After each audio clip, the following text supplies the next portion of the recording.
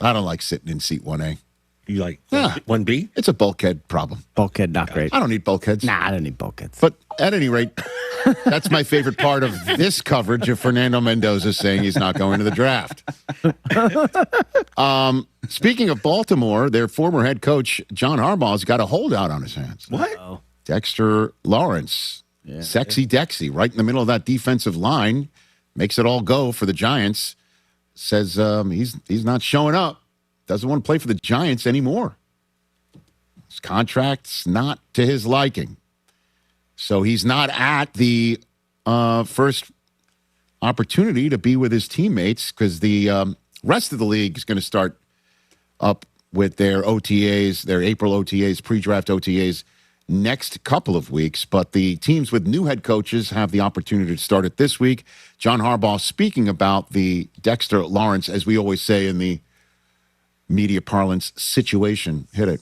Well, I don't know if granting a request is really the right way to say it because it doesn't really work that way. It's not like a Christmas gift. It just doesn't work like that. It's business, So the business is to be the best football team that we can be, and the business for him, I'm sure, is to be the best player he can be. And then there's financial obligations, restraints, opportunities, all those things that go around that because it's pro football.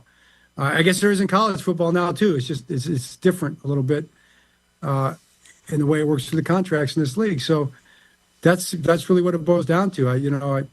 We'll see what happens. We'll see what happens. I also got another. He also says that I'm not surprised by it. We'll try and work through it about the possibility of him returning to the Giants. I think the prospects are high. We want Dexter here, and I believe Dexter wants. Oh, we have that too? Oh, my bad. Okay, get it. Yeah. I think the prospects are going to be high because the Giants, speaking for the Giants, we want Dexter here, and I believe Dexter wants to be here. And that's a good formula, but there's business involved. It's a business proposition. We know it's pro football, and these things happen every year, pretty much on every team. So, not surprised by it. Saw it coming a few weeks back, probably, and good conversations with Dexter's agent, Joel Siegel, and understood what they were thinking, and this is where we're at. So we'll just try to work through it and see where we can get done. Okay. John's been through this. Yep. He's probably like, if you do what were they really thinking, but don't have to hit the drop, it'd be just like, did you see that one time I sat down at the NFL owners meeting just at the moment Lamar Jackson hit send on a tweet saying he never wants to play for the Baltimore Ravens again. Him with his buddy and the shake weights and all that stuff that was going on. The shake weight guy. Did you see the memo? You know what I mean? Like, did you, I dealt with that. Who's still, got paid and is still the quarterback there? So I've been around. Jeff in Detroit. Got to speak with him on a day like today. Jeff, I got about 30 seconds. What's going on, Jeffrey? What's up, G? It's great to be a Michigan Wolverine. Listen, that game had me as nervous as a cat swimming through a Florida swamp with pork chop drawers on. Wow. But I am so happy. 37 years, we can finally put it to rest. That was the best Michigan team ever. The defense is what won the game. And, I mean, in a game like that, grinding it out, and it looked like they were getting ready to pull a UConn that they did to Duke on us. It looked like they were coming back, rolling downhill, couldn't get the ball in, and finally, those guys clamped down and did their thing. Man, it is bedlam here. Everybody is so happy rocking the Michigan gear, and yeah, we did that. Thank you, Jeffrey. Thank you for chiming in, giving us a little bit of what's going on there in Detroit. Go Blue. To all of my fellow Wolverines out there, it is a great day to be a Michigan Wolverine. Can confirm. You've said it before. This will only take a second. Just a quick glance. A fast reply. But on the road, seconds don't wait for you. They decide everything. Who stops, who doesn't, who makes it home. So next time your phone lights up, ask yourself, is this distraction worth a ticket or even a life? Put the phone away or pay. Paid for by NHTSA. Kevin Cohen here. In life, as in sports, the pros make it look easy. That's why pro golfers like Jason Day, Ben Griffin, and Patton Kazire trust the pros in lawn care. True Green. They have the experience and expertise to give you a lawn worthy of the PGA Tour. And since True Green does the work for you, you get more free time, or more tee times. So stop stressing over your lawn and start loving it. Sign up now at TrueGreen.com because nobody makes it easier to get a golf course quality lawn than True Green, the official lawn care treatment provider of the PGA Tour. This is a Pirate Radio Sports Break. I'm Shirley Rhodes. The new coordinators for East Carolina football made their first media appearances yesterday ahead of a session leading up to the annual spring game. New defensive coordinator Jordan Hankins tells us what has stood out the most so far this spring concerning his defense. Just energy and effort. I mean, it's consistently gotten better through every practice, which is good. And, you got so many new players, those guys gelling together, and obviously there's something every day that you can find to get fixed. And the biggest thing is just mixing these guys together and putting them on the field together, getting them talking to each other, doing different things like that. I've seen steps every day, which is good. And former East Carolina running back Rajay Harris will be back in action tonight as the St. Louis Battlehawks take on the Dallas Renegades. St. Louis is coming off a win over the Birmingham Stallions in Week 1, while Dallas dominated Houston in their season opener. Kickoff is slated for 8 o'clock Eastern Time in Frisco, Texas. This has been a Pirate Radio Sports Break. I'm Shirley Rhodes.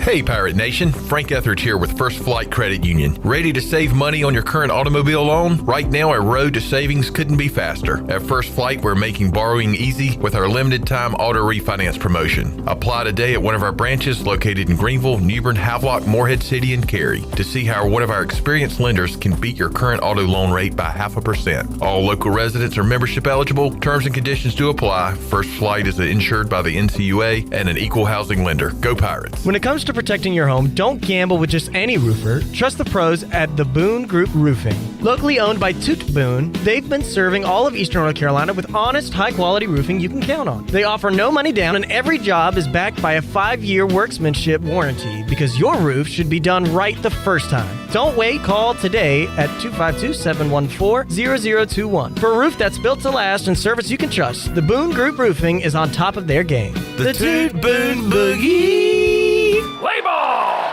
Greenville, it's time to play ball. The Greenville Yard Gnomes are back, and tickets are on sale now. Bring the whole family out for big hits, wild promotions, and non-stop fun all night long. From fireworks to theme nights, every game is an experience you don't want to miss. Cold drinks, great food, and the best atmosphere in town. Don't wait till it's sold out. Grab your seats now. Get your tickets today at yardgnomesbaseball.com or at the box office. Washington's favorite place to eat and where all the locals go is down on Main Street. Down on Main Street is open 7 days a week. Stop by for the house salad with grilled chicken, the half club sandwich with chips, or everyone's favorite, the fried shrimp plate. After work, Down on Main Street is the perfect spot for dinner and drinks on the patio. Join Down on Main every Wednesday for half-price wings from 4 p.m. to close. Down on Main Street in historic downtown Washington. Go Pirates! If you're looking to make someone's day a little sweeter, Nothing Bundt Cakes has the perfect treat. From our bite-sized buntinis to our delicious 8 and 10-inch bundt cakes, every cake is baked fresh daily and topped with our signature cream cheese frosting. Birthdays, celebrations, office treats, or just because. There's always a reason for a bundt cake. Come see us in Greenville in the Law Promenade Shopping Center near Longhorn and let us help you share a little joy, one bundt at a time. Nothing Bundt Cakes. Make life a little sweeter every day. If you missed Pirate Radio Live, you missed. She used to ask questions to coaches when she was part of WCTI 12. She is the prop queen, Ariel Epstein. Hey, Ariel. Hey, wait, am I on the 10 also? Yes. What's up? Oh, God, I gotta hang up.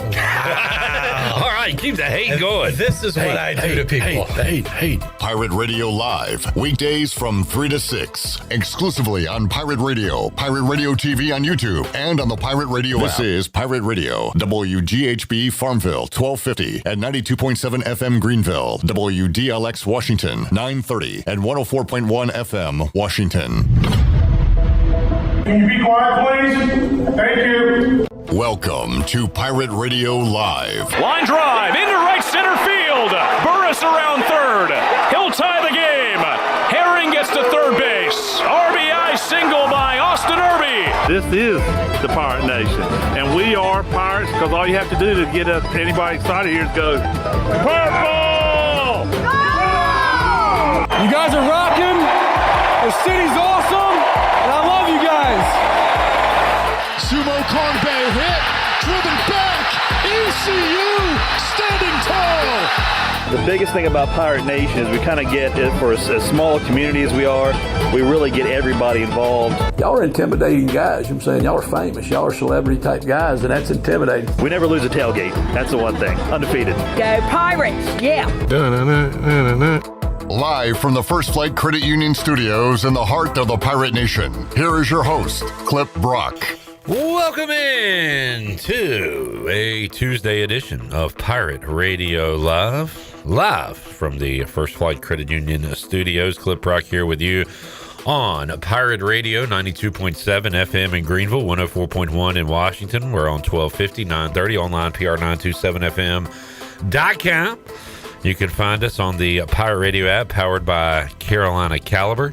You can find us on YouTube, Pirate Radio TV, as we are live and looking to talk to you. We've already got Jerry, Jamie, Cal, Pike, PJ, Lane checking in on the chat gang, so we'll chime in with you throughout today's 3-hour tour.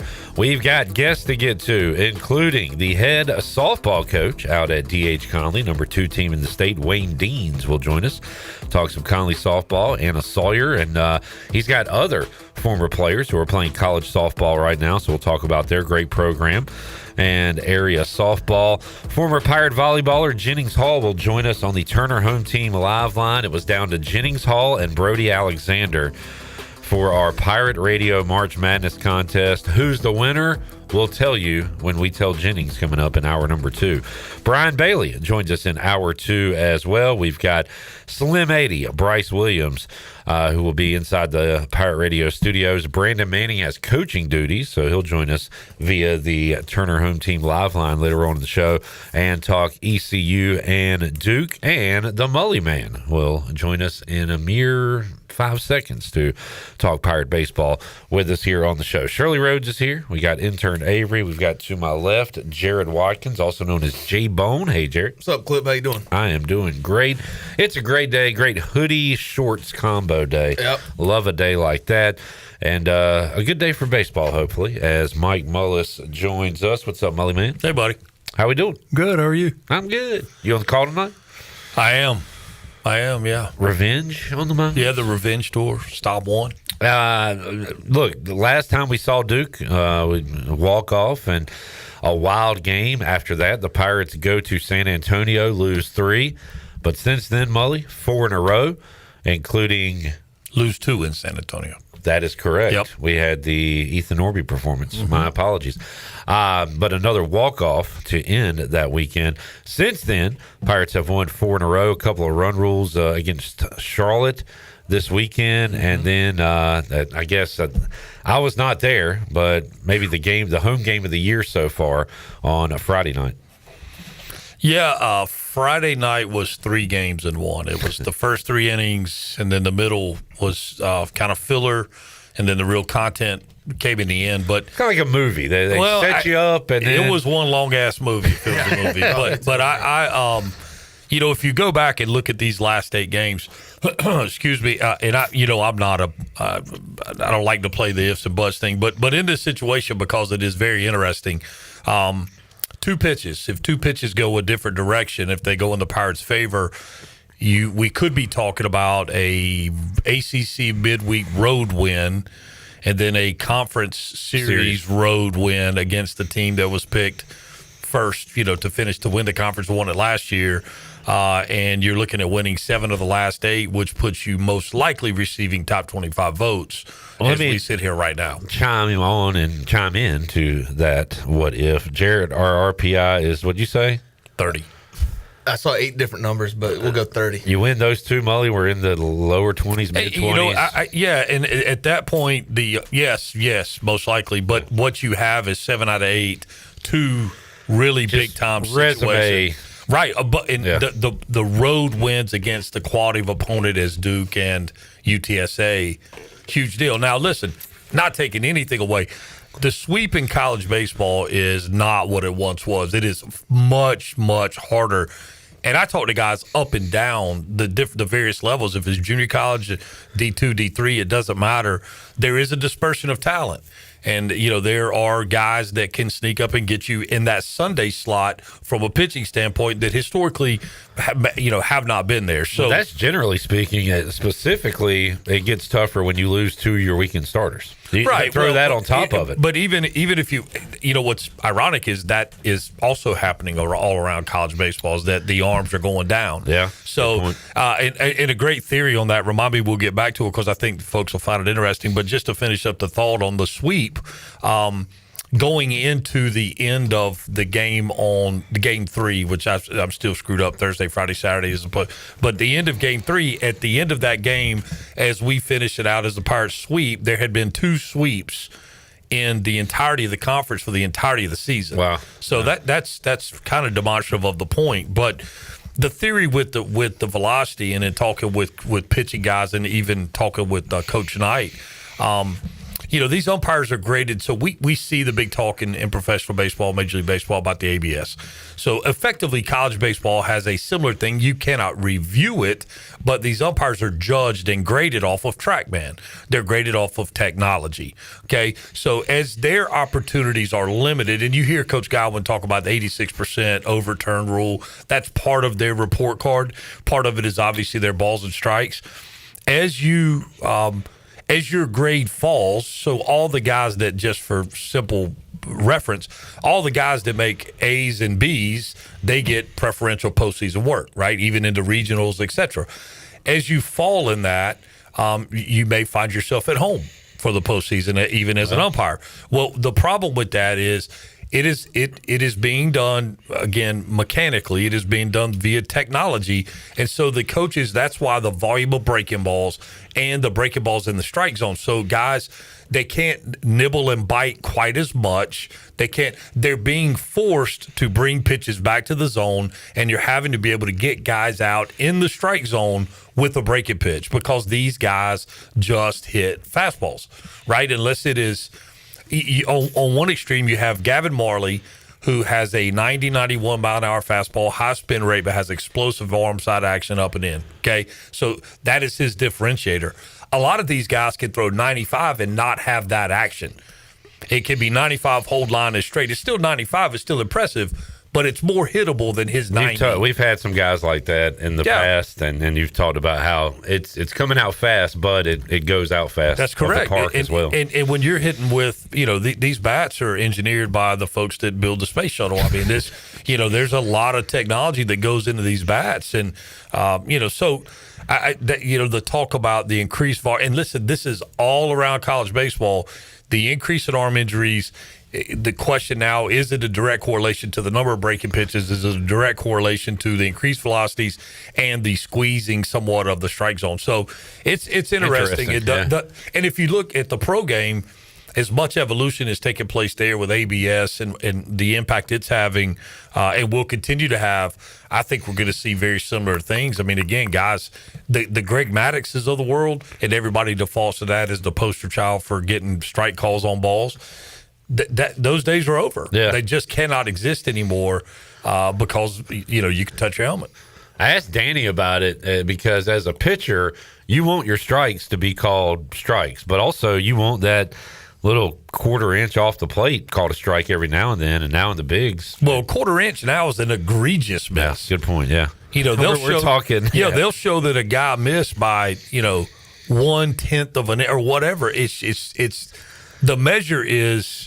It's impossible. So I don't know if I like it. I can tell you I don't like it. I can tell you that I think it has changed. Listen, when you have to go in and measure everybody to make sure you get the exact strike zone, and then it's all through the eye of the technology. I just don't. That's not the way the game is intended to be played. Do they factor in your batting stance if you kind of get down? Like who's the guy that used to get low? Ricky Anderson used to kind of. Ricky Anderson is a good example. You got a guy, Frank Thomas would stand kind of straight up. I mean, you take Aaron Judge and Shohei Ohtani are very similar body type wise, right? Aaron Judge is a little more upright, and Shohei Ohtani's spread out. He's a little deeper in the stance. So, it's man, I don't know. I'm not a huge fan of it. And again, I think ultimately we're going to find that it's caused more problems than it's solved. Mike Mullis joining us. Mully, I remember last time we were setting up the Duke ECU game, you said runs. They're going to score some runs tonight. I've not seen any numbers on tonight's game, but are you thinking a similar game tonight? Yeah. And I think that, from now on, the last week, I think you just kind of, if you take the over, you're probably going to do okay if you ride it for the entirety of the season. Do we have a pitching plan for tonight? I think Ryan Towers is starting. Yeah, Towers is on the bump, and they're going with Drew Bryan that was here before. The same guy they started last time. So, I mean, why expect anything different? I think this game's going to be all about who minimizes errors. We saw a lot of it, and errors not necessarily just in fielding plays errors, but I mean we saw Duke literally try to run themselves out of the game in the 8th, get picked off twice. I mean we all kinds of things. So it'll be interesting to see who can minimize those things to have a chance to win this thing. ECU a home favorite tonight, and a sizable favorite at that, minus 190 on the money line. And the total, Mully, they're not going to let you get them again. 14.5. They went up a few runs from last time. So that's some large numbers there. But that minus 190 surprises me a little bit, which I guess we're better than Duke, but they beat us one time around. Well, and there's a lot to be said for this environment. There's a lot to be said for playing over Duke. I mean, Duke doesn't play in front of anything like, what they potentially can play in front of tonight. And I do think with the momentum built coming out of the weekend, listen, a 3-game sweep is awesome. A 3-game sweep over what has become to me at least a baby rivalry. I mean, it is a growing rivalry with a group of Charlotte fans that quite frankly, you don't like those that are most similar to you, and I think that Charlotte fan base is a lot like the East Carolina fan base from the standpoint of they're proud of their team, they're not afraid to be vocal, they like to push buttons. We saw it. We had a little, I guess, I don't know, game 2, we had a little, as I said on the air, that little skerfuffle down there, down the first base line. So, shove. It's kind of, listen, I mean, obviously, let's keep violence out of as much as we can, but if you're going to do it, let's talk about it. And we look, that was off the field, out in the stands. But we've seen college baseball, man, has gone to so much of this. I mean, again, if you follow it in any college baseball at any length on your Twitter feed or whatever, about every third or fourth story is about a bat flip or an ejection. See the Louisiana coach? I did, and there's a tie there. Go in the dugout? JMU, yeah. So the coach he kind of went after was a DH College product and played for me was Tanner Biagini. Oh, wow. So, yeah. I didn't So know that. And first and foremost, Debs, the coach at Louisiana Lafayette, Louisiana, whichever one it is, he ain't a very big guy. And I can tell you who is a big guy. It's Tanner Biagini. I think he was barking up the wrong tree and thankful that he was held back. But if you look at that collision from the onset, and I don't know if you've watched it, they've got a 6'5" first baseman at JMU, and maybe he's 6'4", maybe he's 6'6". He's a big unit. And the dude that's going to try to, quote, unquote, run him over is like 5'8", 5'9". That's just stupid. That's big train, little train. And anyway, that kind of starts it. And, it's some of it feels like it's a little bit out of control. And I think that is largely because the game's no longer allowed to police itself. Back to Saturday real quick, Mully, and the Pirates get a nice little extra day break that they would normally have, so the pitching should set up pretty good. But I was on the way to the park, so I didn't hear your call while this was happening. But while the Pirates were going around the merry-go-round in the first inning, were y'all talking about, hey, what do you do with Joseph Webb here? Do you put him back in? Do you sit him? Because I asked Cliff about that after the game, but was that a discussion? Sure. While y'all, yeah.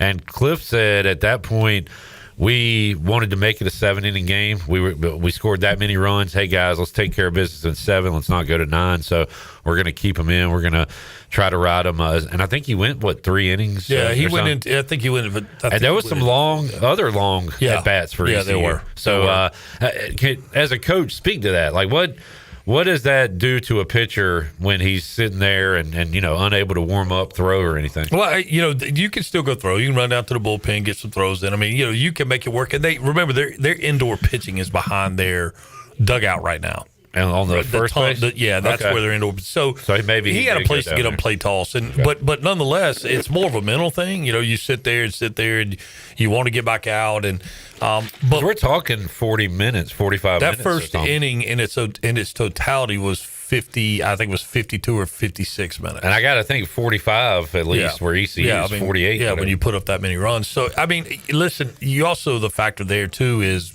Webb's an older guy. Okay, right. So you're like, hey, listen, man, you do what you need to do, and that's Kobe Weber. Maybe you don't, or no, he still goes back out. Okay, I mean, you still, you're not going to have a 1 inning outing when you're as beat up as East Carolina is in a bullpen. Somebody's got to eat those innings. Gotcha. And it's just fortunate that it was a guy like Webb, and then Charlotte.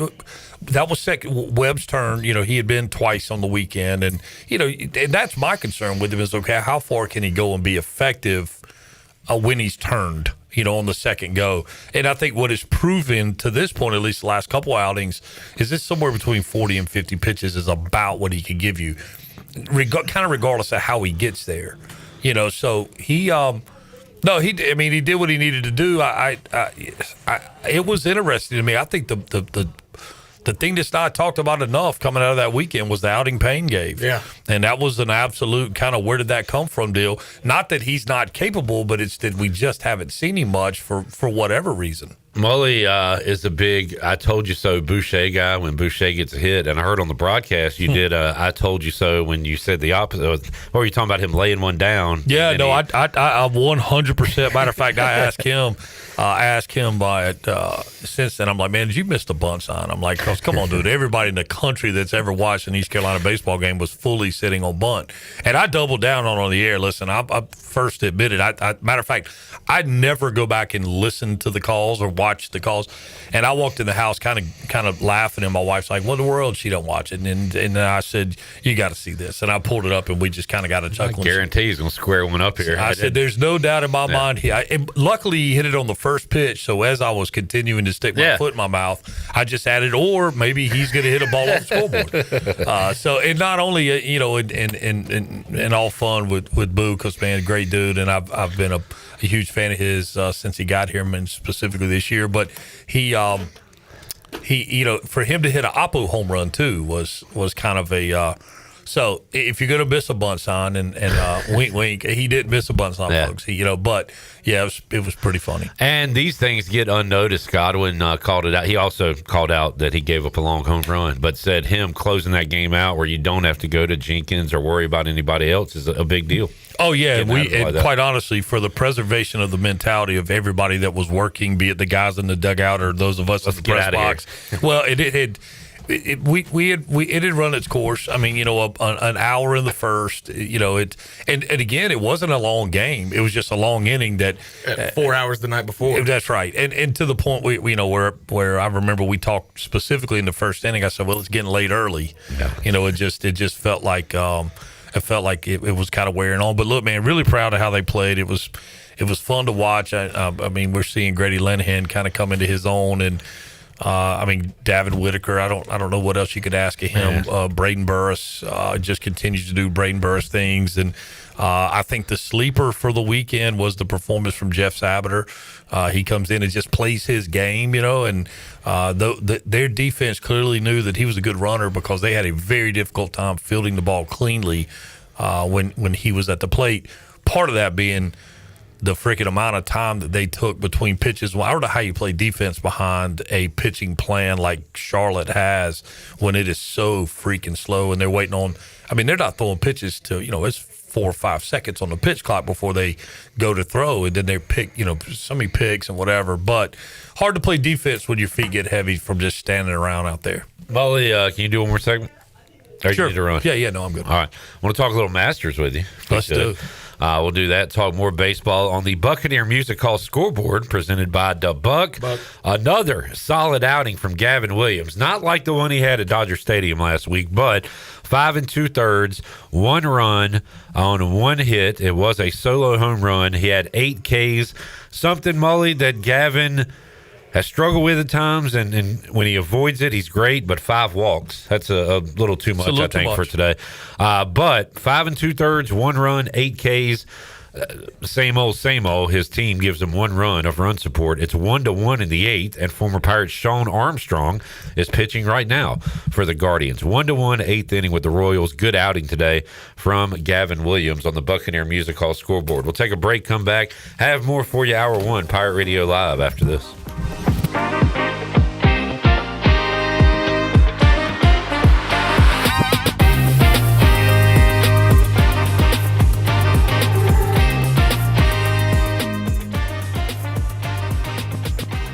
This is Caleb Reynolds, lead minister at Eastern Pines Church, and I'd love to invite you to join us this Sunday at 9 and 10:30 at 3380 Portertown Road in Greenville. At Eastern Pines Church, you'll find real people, uplifting worship, and a place where your family can grow in your faith. Come see what God is doing right here in Greenville. We'd love to welcome you home at Eastern Pines Church. Visit easternpineschurch.com for more information. Church services brought to you by S&K Trapping, East Coast Grading, Gregory Pool, Driven Details, East Coast Access, Cardinal Lock and Key, and rentafishtank.com. Pirate Fest is back, presented by the City of Greenville and the Downtown Greenville Partnership. Come experience all the family fun Saturday, April 25th in downtown Greenville on 1st Street. It's all happening 11 a.m. until 7 p.m. with a variety of food, drinks, and unique vendors. Plus, of course, pirates. And you can enjoy awesome music from September, the top Earth, Wind, and Fire tribute band in the country, and spare change. And as always, our entertainment is free. It's legendary. It's award-winning. It's Pirate Fest, April 25th, downtown Greenville.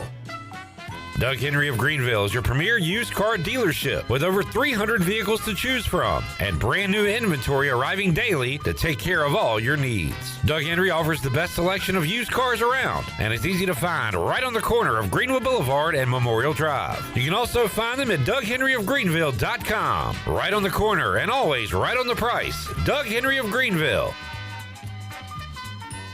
Hey Pirates, it's Lindsay Gray with Carolina Caliber. Warm up from the winter with hot manufacturer rebates and store discounts. Buy any new Winchester Super X pump, Wildcat, Expert, or XPR, get $25 back. Getting ready for turkey season? Buy any new Winchester Super X pump shotgun, get $50 back. Or bring in the heat with a Savage $100 rebate on a Savage Renegade shotgun. Don't forget 50% off Nomad turkey gear. Shop online or stop by Carolina Caliber on Fire Tower Road in Winterville. It's a time-honored tradition. Overtime Tavern is the place to be for great food, cold drinks, and all your game day action with over 10 TVs. Swing in today and try a mouth-watering burger, glizzies, wings, or check out their daily specials featuring some of the best items on the menu. OT's has a weekly lineup of entertainment starting Tuesday with Singo, Wednesday is sports trivia with Clip Brock, and Thursday's local acoustic acts playing the tunes. OT's is located on Charles Boulevard across from the Sheets and is open daily from 11 a.m. to midnight. There's always time on the clock at Overtime Tavern. Need to sell your house fast without fixing or even cleaning it? Call the Turner Home Team. Hey, this is proud ECU alumni Justin Turner with the Turner Home Team. We buy houses as is in any condition for cash, and we can close in just days. As a real estate investor and licensed agent, my team and I can give you options when you need to sell. Sell fast or sell for top dollar. You choose what's best. Call Turner Home Team or visit theturnerhometeam.com. They'll make a no-obligation cash offer for your home today. Turner Home Team. Pirates supporting Pirates. We all have seniors in our life who may need a little extra help with technology. University PC Care's Quick Helps are affordable, in-store, short appointments designed for seniors who may need a little TLC to help with setting up a new computer, help with email or passwords, or help with the latest online scam. They don't need to fear technology anymore. Call 252-558-1280 to schedule an in-store Quick Helps appointment for Greenville or New Bern. Learn more at universitypccare.com.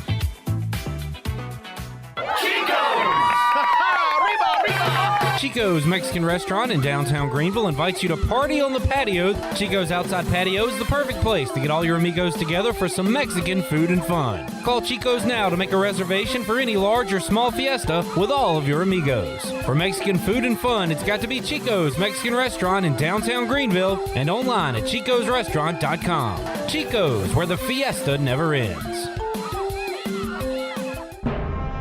This is the Nature Boy Ric Flair, and I'm listening to the wheeling, dealing, the limousine riding, jet flying son of a gun, Pirate Radio. Woo! Yeah!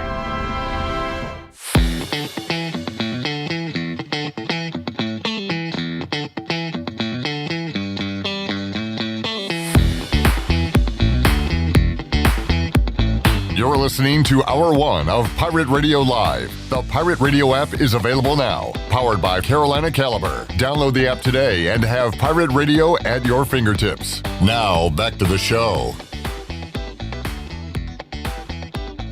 And welcome back. Looking for quality roofing you can trust? Call the Boone Group Roofing, proudly serving all of eastern North Carolina. Owned and operated by Toot Boone, they offer no money down and back their work with a 5-year workmanship warranty. Find them on Facebook and Instagram to see their latest projects and satisfied customers. When it comes to your roof, don't settle. The Boone Group Roofing is on top of their game. Call Toot today at 714-0021. Now let's head back into PRL. Here is your host, Clip Rock. I didn't know what Shirley was about to call me. No, I was like on the verge of a hiccup. A little worried there for a minute. Thank you, Shirley. Got some good guests coming up, Mully, on Wednesday. Josh Groves of the Diamondbacks organization. Mm-hmm. And Ryder Giles, what would you call him? Former shortstop, pitcher, whatever, at ECU, now at Elon. Also, one time gave me a golf pick for a major years ago, and it won. So I consider him my golf expert. I think he's given me 3 or 4 losers since then, but all you got to do is give me one, and he's considered my golf expert. So we'll talk a little Masters with him. Also, Kevin Williams from ECU Golf will join us Wednesday. Trying to get some Masters guests on. Yeah. You excited at all, Mully? Yeah. You're I guess, I don't know if love is even the word, but your attention for, I guess, the PGA Tour has dwindled over the years due to, what went on with the Live Tour and all that. Yeah. But you still get fired up for the Masters? Yeah, I mean, it's just a great week. Well, your thing was the field is worse from week to week in the PGA. At least in the Masters, you get the big dogs. Yeah, it's I mean, again, I've already started watching the live from the Masters stuff at night. I mean, I look forward to it. I'm still I heard you guys talking to Coach Mack yesterday, and I just the 20 trips and playing Augusta, whatever. It's like, man, come on, what point are you just showing off? But I'm envious of that. All I hear is how great it is. I've never made it to Augusta. Something I would like to do, but have not had the opportunity to this point. But yeah, I look forward to it, and I think it sizes up to be an interesting field this year. Everybody's on Aberg. I've heard that name a lot, and I just think Scheffler's been kind of laying in the weeds, and he plays so well when it really matters. And quite frankly, he's a guy that if he makes the cut, he may not play great the first 2 days of a tournament, but man, he can put an absolute back half charge into it to kind of come out of nowhere. So, can Rory do it again? I mean, he tried to give it away last year, but managed to win in a playoff. So, I mean, I just think there's some interesting storylines. The most intriguing storyline is tonight's Champions Dinner. I have not even looked at the menu. Well, you might want to take a look. The most impressive thing is Rory's wine selection. And, I enjoy a good glass of red wine. And need to go to Simply Divine Oil and Wine. Yeah, I do. I enjoy going there. $50,000 worth of wine tonight. So bacon wrapped dates. All right, here's the I'm more interested in the food. Yeah, I'm a foodie, but I'm fat. Grilled elk sliders. Okay, bacon wrapped dates. Come on, man. If you put bacon on anything, you're like, well, you know what? Yeah, I'll try it. Stuff with goat cheese and almonds. Sounds outstanding. Rock shrimp tempura, peach and ricotta flatbread. That's the appetizers. First course, yellowfin tuna carpaccio. Okay. Main course, Wagyu, is that how you say that? Filet mignon, seared salmon. Dessert, sticky toffee pudding. Wow. Wine selection, 2015 Salon Brut Champagne. Domaine La Flave, Batard, don't say that word, Jared. Montserrat. I don't know, you're looking at it. And then a couple of chateaus. Rothschild? Yeah. You had the red, Mully? Yeah. Okay, that'll be yours. 1990.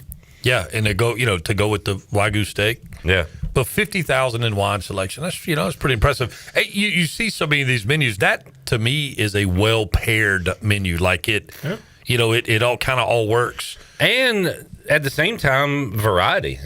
Surf and turf. Well, if you think about it, it's kind of the standard gathering fare. Like if you go to a convention and there's 1,000 people, there's going to be a beef option, a fish option, right, a chicken option kind of thing. So he kind of made sure everybody was taken care of. But it just seems like a well thought out menu.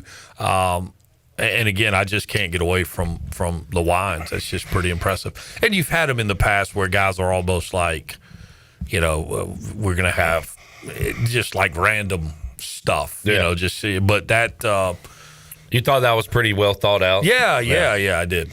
I do. So the favorite, Scotty, John Rahm, following him, and then Bryson and Rory.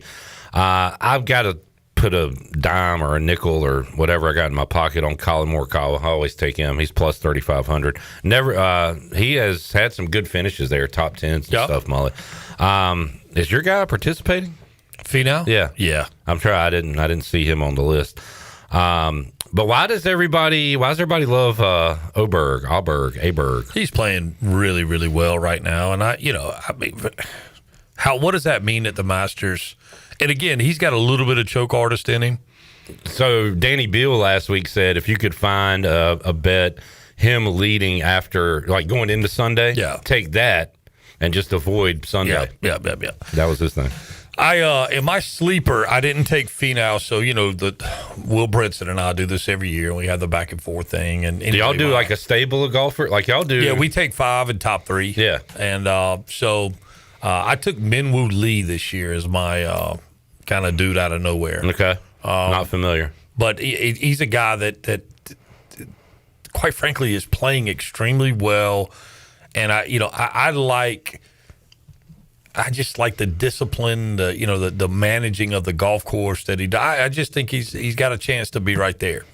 Now, is this Shooter McGavin guy, Maverick McNeely? Is that a real person? Yeah. Okay. Oh. Never heard of him. Yeah.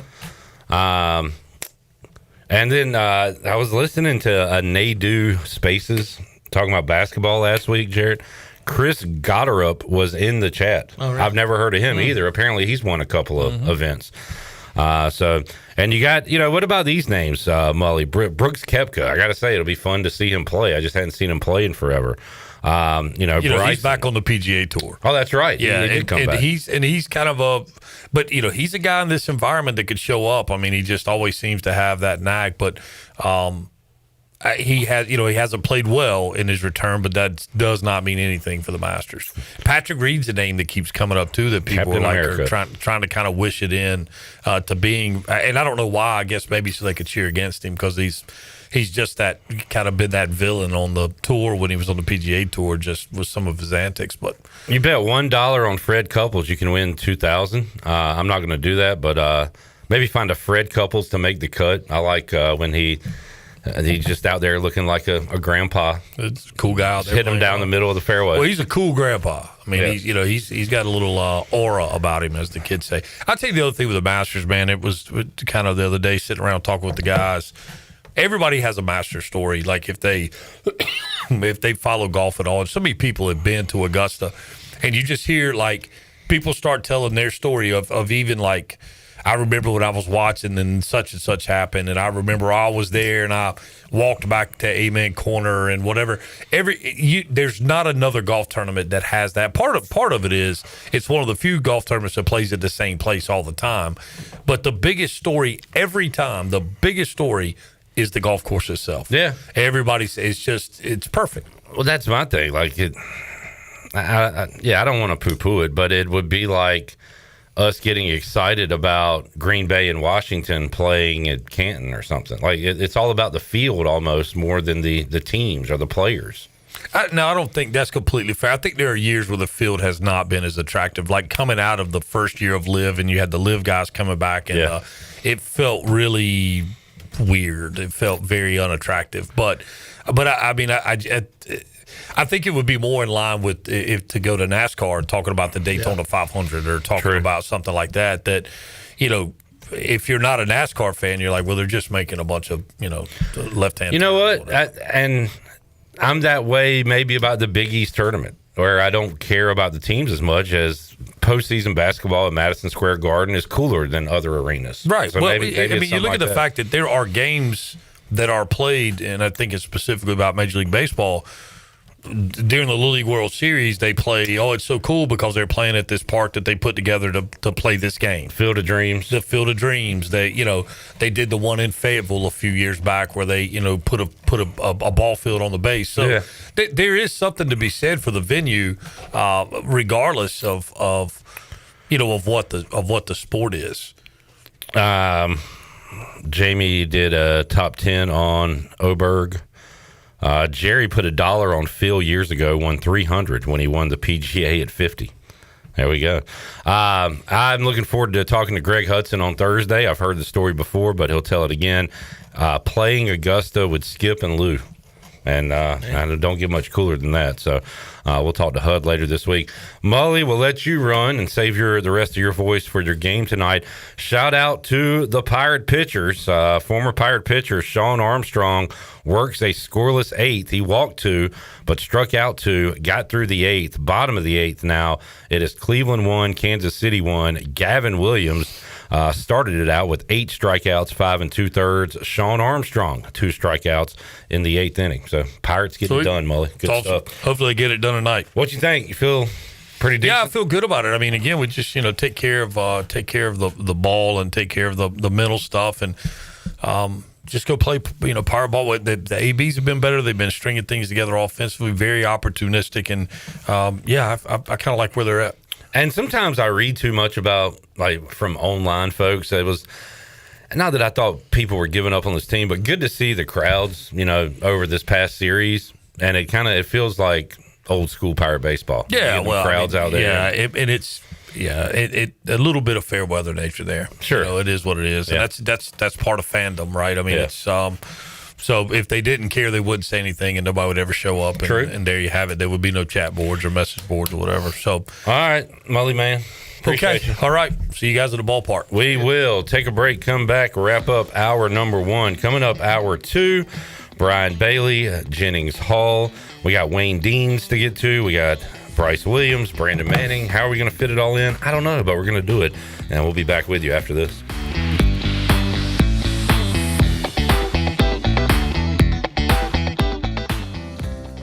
Do you want to get rid of wrinkles? How about tighten or lift your skin? Want a smoother skin texture or get rid of brown spots? Combining personalized treatments, expert training, and a deep passion for skin health, Beauty Bar MediSpa is dedicated to enhancing your skin and boosting your confidence from the inside out. Contact the licensed professionals for a free consultation and ask about their newest technologies and treatments. Beauty Bar MediSpa on Red Banks Road in Greenville. Enjoy your visit. Love your transformation. The best burgers around. Everyone loves a thick, juicy, and fresh burger. Tiebreakers does real burgers better than anybody. And don't forget about the cheese sticks, fresh salads, and more. So don't just go to any burger-themed restaurant chain. It's time to break the chain and eat local. Tiebreakers, burgers and sports at its best. Go Pirates! Arr! Hi, I'm sure you heard the bells and whistles next door. We're just securing your neighbor's house with the smart home features like cameras and security. I'm sorry, who are you? Oh, hi, yes, I'm Mike with SCI Technologies. Eastern North Carolina's premier security provider. We do fire alarm, audio, video, and security. Ooh, how can you help me? Give us a call, 252-321-7006 for a complimentary quote, or you can email us at info@sciteks.com. Eastern North Carolina's newest concert destination is here. It's Carolina Crossroads Amphitheater, a brand new state-of-the-art outdoor amphitheater with room for 30,000 fans. Reserve your seat or grab a spot on the lawn and enjoy food trucks, vendors, cold beer, and cocktails all night long. It's just a short drive away right off I-95 in Roanoke Rapids. Carolina Crossroads Amphitheater, showcasing world-class entertainment and delivering exceptional experiences for every guest. Visit CarolinaCrossroadsAmp.com for more information. The 2026 Mac Bear Hodges Music Festival is back on April 25th starting at 3:30 p.m. Join us for a night of river, rhythm, and blues, all in the heart of downtown Washington. From incredible bands to great food, cold drinks, and good vibes all day long, this is the event you don't want to miss. Bring your friends, bring your family, and come experience the sound, energy, and the legacy of the ultimate ECU Pirate fan, Mac Bear Hodges. Mark your calendar and make plans now. The 2026 Mac Bear Hodges Music Festival, where the music lives on. The convenience of Pitt Greenville Airport is waiting just outside your front door. Service is back, so you're connected to destinations worldwide through flights from American Airlines. Plan your next trip. Book your flights today at flypgv.com or aa.com. Good news, business travelers. PGV and American Airlines has added a new early morning flight available now. Book today at aa.com and be on time for that connection in Charlotte. Fast, convenient, and close to home, PGV has American flights perfect for your next trip. PGV, where the Pirates fly. This is Dr. Dixon from Orthopedics East and Sports Medicine Center. Our practice has been caring for the athletes at ECU and the residents of Eastern North Carolina for more than 35 years. Whether it's treatment for your sports injury or it's time for that joint replacement, Orthopedics East provides the latest in operative and non-operative orthopedic care. We also offer on-site physical therapy and MRI services, as well as walk-in urgent care on the weekends from 10 a.m. to 2 p.m. For experienced and professional care, call us at 757-BONE or visit us online at orthoeast.com. Go Pirates! Play ball! Greenville, it's time to play ball. The Greenville Yard Gnomes are back, and tickets are on sale now. Bring the whole family out for big hits, wild promotions, and non-stop fun all night long. From fireworks to theme nights, every game is an experience you don't want to miss. Cold drinks, great food, and the best atmosphere in town. Don't wait till it's sold out. Grab your seats now. Get your tickets today at yardgnomesbaseball.com or at the box office. This is Brian Bailey, host of The Brian Bailey Show, and you're listening to Pirate Radio, the voice of the Pirate Nation.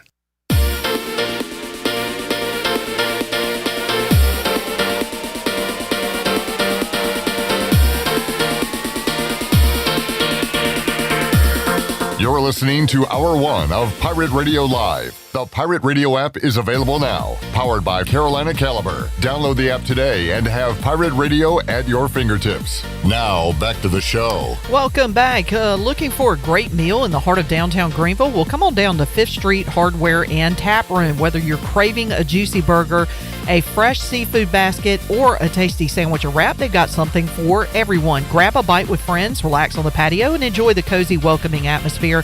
The next time you're in downtown Greenville, make it a point to visit 5th Street Hardware. Great food, great company. Now let's head back in to PRL. Here is your host, Clip Brock. Back with you, Pirate Radio Live. I like when Mully's in studio. Yeah. And we get to yapping. Yeah, God, I just sit here and... Pardon? Turn my head. What'd you say? I said I just sit here and turn my head. Well, now we get to you. What's on your mind? Nothing much. We got the Orioles and White Sox playing. Did the White Sox just sweep somebody, Jared? I saw somebody complaining. They're 4-6 on the year. Nice. Yeah, the Blue Jays. Yeah, somebody said you cannot get swept by the White Sox in 2026. Well, you can, and the Blue Jays did. So now they are taking on the Baltimore Orioles. Shirley, I guess our next broadcast will be Friday, because it was supposed to be tonight. But they moved the game from the nighttime to, I think, nighttime? Daytime. Like at 3 o'clock or something. Yeah, they're playing right now. Yeah. So we won't have another game until, I believe, Friday. Let me double check that. A lot of day baseball today and tomorrow. They go to the 9th. Classic Guardians not scoring during a Gavin Williams start. By the way, it is 1-1. Oh, we got it up there. I'm keeping up with this year for myself and for anybody interested. Gavin Williams Nerfies, no run first inning. Oh, yeah. Got another one today. Gavin Williams Nerfies. So both teams have not scored in 2 out of the 3 games in the first inning. Gavin has not allowed a run in the first inning in his 3 starts. Home Nerfies 1-0, road Nerfies 1-1. But Gavin overall, if you bet on no runs first inning when Gavin Williams pitches, you are 2-1 on the year. I will be keeping up with those numbers throughout this season. Amazing. Something to keep up with. Also on the Orioles thing, we do have Orioles Friday night. They have a weekend series with the Giants, so we will have all 3 games this weekend. We got the Lakers and Warriors. Yes, that's Thursday night, I believe. Thursday night. Steph's back. Wait, is there a chance we could have Hornets playoff basketball on Pirate Radio? Don't even get there's a chance.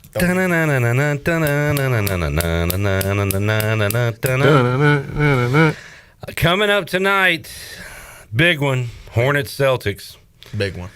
Big one. Yeah, I mean, look at these standings, folks. So Celtics 3-game win streak, Hornets 4-game win streak. Something has to give. So Charlotte right now in the 8th spot, same exact record with 7th place Philly and 9th place Orlando. That damn double-digit lead Charlotte blew a couple of Saturdays ago against the Sixers is going to cost them unless they win these last few games against really good teams. The Hornets are a half game back of 6th, which would keep them out of the play-in game and give them likely New York in the first round. Cleveland, 1 game back of New York at the 4th spot. So right now, for me, all I want is a guaranteed home game. Hornets are in a spot right now to get that.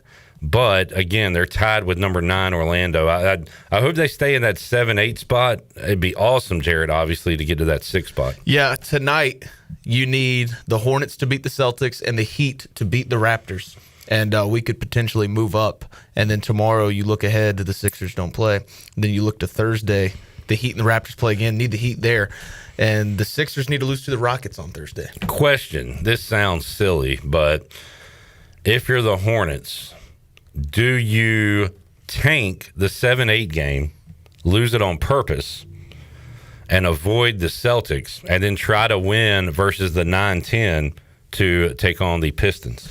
I mean, I'll address that when we get there. My mind is currently on we can still get to the 6th spot. Okay. And I think that is the most ideal spot to be. A matchup with the Knicks, I think, is our most favorable, unless, I mean, we were to get the 4 or 5 and play the Hawks. But I don't want to play the Cavs. I don't want to play the Celtics. Those are the 2 teams I do not want in the first round because I think that's bad for the Hornets. I'm trying to find, if I can, Hornets beat the Knicks the last time out. I'm trying to find the record versus the Knicks this season. Maybe I can do this. Yes, game logs. So Hornets won, lost. Do we play them again? Yeah, that's our last game of the season. Okay, so we'll get them. Man, could be a playoff preview. Celtics, Pistons, Knicks. Tough last 3 games. Brutal, man. It's brutal. I think it's the toughest remaining schedule. Granted, it's only 3 games. But I like our chances. I think we can go 3 now. Jamie says he's having a great Nerfy day. Jamie, not to brag, but it kind of is a brag. Look at this from Sunday, Jarrett. Let me find it. Oh, now I can't pull it up. 5-0 on Nerfies. Wow. That was just nuts. It was Easter Nerfy Fest. So it was Cubs Guardians. That was game 2. Mets Giants. Reds Rangers. Rays Twins. Cubs Guardians game 1. All Nerfies hitting. So I don't know if that is a trend that people should jump on, but it certainly was the other day. Jerry says Blue Jays have had a lot of injuries. Only the first week of April. Long ways to go. Kenny says Mac has been 20 times and played, talking about the Masters to Mully.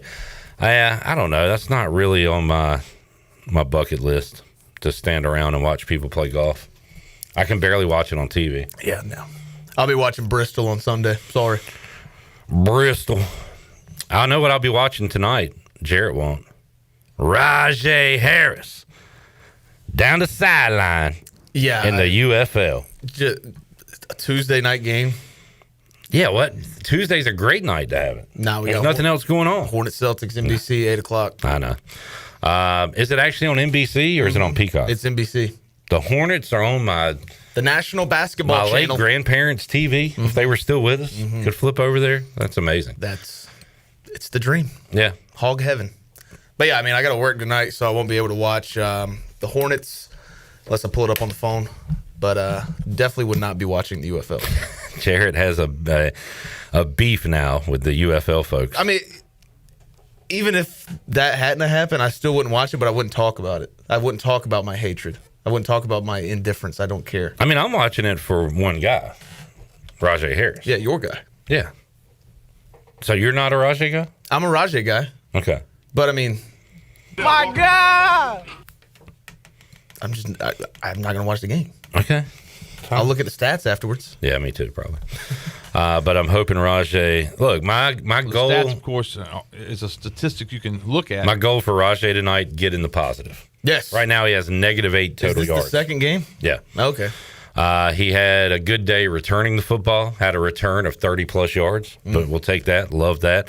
But he had, I think it was 2 rushes for -2 yards and 1 catch for -6 yards. Yeah. I was telling my mom Sunday when I saw her. She said, "How Rajay do?" And I told her that. And she said, "How do you do that?" And I said, "Well, they tackle you behind the line, I guess." I didn't see the play where he had a -6 yard catch. Yeah. But maybe a screen pass or something. But good to see him on returns, and hopefully the Battlehawks can get to 2-0. Talked about it earlier, the ECU baseball line. Maybe I shouldn't be as surprised that the Pirates are that big of favorites. If you take them -1.5, that is 115. 115. So they're saying the Pirates should win tonight. Jay Bone, you've been somewhat accurate betting ECU or predicting ECU baseball this year. What kind of game are you predicting? I think we win. I think just after the last outing against Duke, you really want to go out there and get this one and not even give them an opportunity to come back late. Did they go too high with the total this time?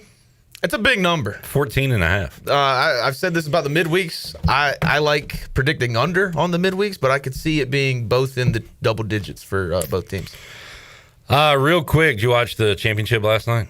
Yeah. Fun night. I complained so much about it being a Monday night game, but then after like the 4th beer, I'm like, this is amazing. Like, this is awesome. Okay. It's like, because it's just it was an ugly game. It's me and my buddy sitting in the garage, listening to music, watching the national championship. Well, that's fun. And having an excuse to drink on a Monday night. It's like, this is the best. Yeah. Okay. So you enjoyed the drinking. Yeah, I mean, maybe the game more was so fun. than the game. Was it? I mean, UConn tried to pretend it was close, but I don't know. He got away from him.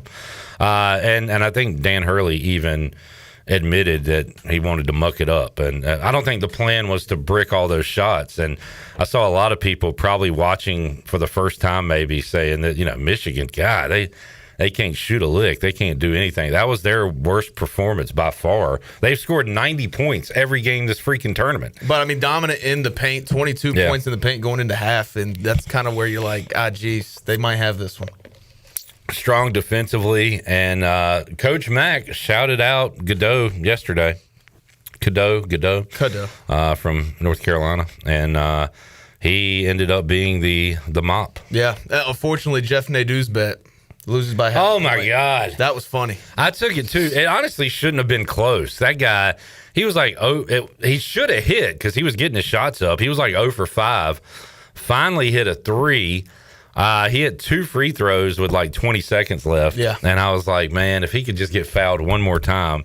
It had no business hitting, but it almost did. I hadn't even paid attention to box score, who had how many points, and then he's shooting those free throws and they throw up, hey, he's got 7 points. I'm like, no way he's going to hit. That's hilarious. Yep. 9 is less than 9.5. Congratulations to Maggle Malone. New UNC coach. Yeah, what is $8.3 million a year? A source said he is now among the top 5 highest paid coaches in college basketball. Yeah, I was listening to Ovius on the way home yesterday, and he had a bunch of calls about like, oh, this is Bill Belichick in basketball. This is just the same thing we did for football. And he brought up a good point. Michael Malone actually cares. Michael Malone's coming to actually win. Like, this isn't just like, hey, let's collect the check. Michael Malone's not going to put a doofus in place like Michael Lombardi, Like, this has a chance to work. Okay. Why? What do you mean he cares? Well, Bill Belichick doesn't care? I mean, I'm not saying he doesn't care. But when you put a guy like Michael Lombardi in place, it kind of seems like you don't care. You just took this job to put your sons and your friends in place there and cash checks. I haven't heard anything about a staff, Jarrett, and Max said you got to find some college guys there. I'm interested to see. You know what he'll probably do? You know what he'll definitely do? Bring in some Carolina guys. Hubert Davis. Pat. So I looked at the Carolina bench. I had no idea. It was Sean May, Pat Sullivan, and maybe one or two other guys Hubert had. It was all Carolina guys. I'm sure Michael Malone will bring in some old Tar Heels to coach. Maybe he brings in like somebody a little fresher, like a Vince Carter or something. Somebody from the pros. That Kenny the Jet Smith is that dude for the job. Stephen A. was lobbying for him. More on Gino Auriemma in our Jennings Hall of Fame, Jennings Hall of Shame. I've got a few written down. Did you see Ric Flair's latest tweet? No. That would be a part of Jennings Hall of Fame, Hall of Shame. Ric Flair. Oh, thank you, Jenny. I overlooked a major. Jeff Lebo was another guy on the staff. Sean May, Lebo, Pat Sullivan, and I'm sure Michael Malone will have some Tar Heels as well. Johnny Hoops yesterday in the chat said be on the lookout for ECU assistant hires. Yeah.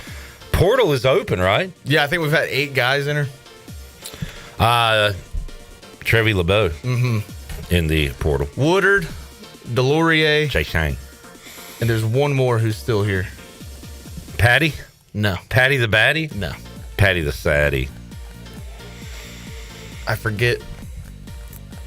I'm sure he's very forgettable.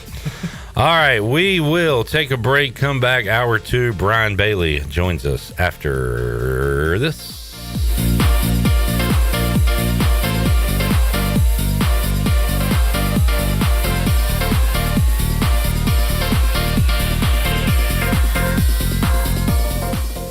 At Children's Health Services, we understand the importance of your child's well-being. This is Dr. Chris Osmick, and our mission is to provide comprehensive, patient-centered health care through every stage of child development, starting the day they are born in the hospital. We are not just here to treat illnesses. We are here to partner with you on your child's health journey. Schedule your appointment today to build a brighter, healthier world for your children. Hey everybody, this is Parker Bird. Visit our friends at Children's Health Services on Arlington Boulevard on 10th Street and at childrenshealthservices.org. Go Pirates.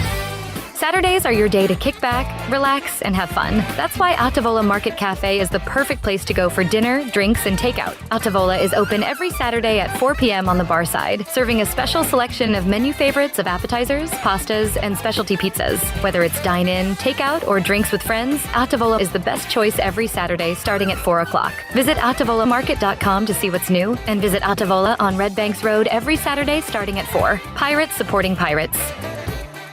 Hey Birdland, hit the yard on Saturday, April 11th when the O's take on the San Francisco Giants. 15,000 fans will take home a special Jackson Holiday bobblehead. Jackson Holiday, that ball is gone. Featuring his dog Coconut.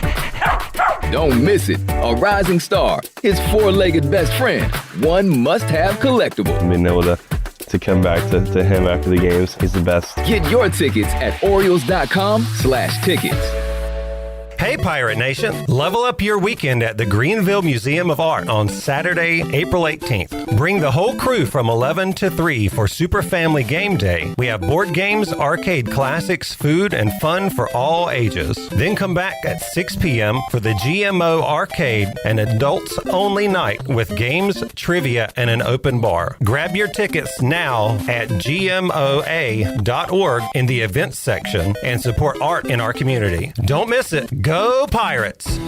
Pirate Nation, your dream home starts with Unshakable Builders. Now building in Sutherland Estates in Greenville and Dolostone Court in Wilson with homes available now. And stay tuned, Cross Creek Townhomes in Greenville and Whitaker Glen and Farmville are coming soon. Browse available homes, explore floor plans, and see past projects today at unshakablebuilders.com. Have questions? Use live chat, fill out the contact form, or call the office at 814-9105. Unshakable Builders, build on a solid foundation.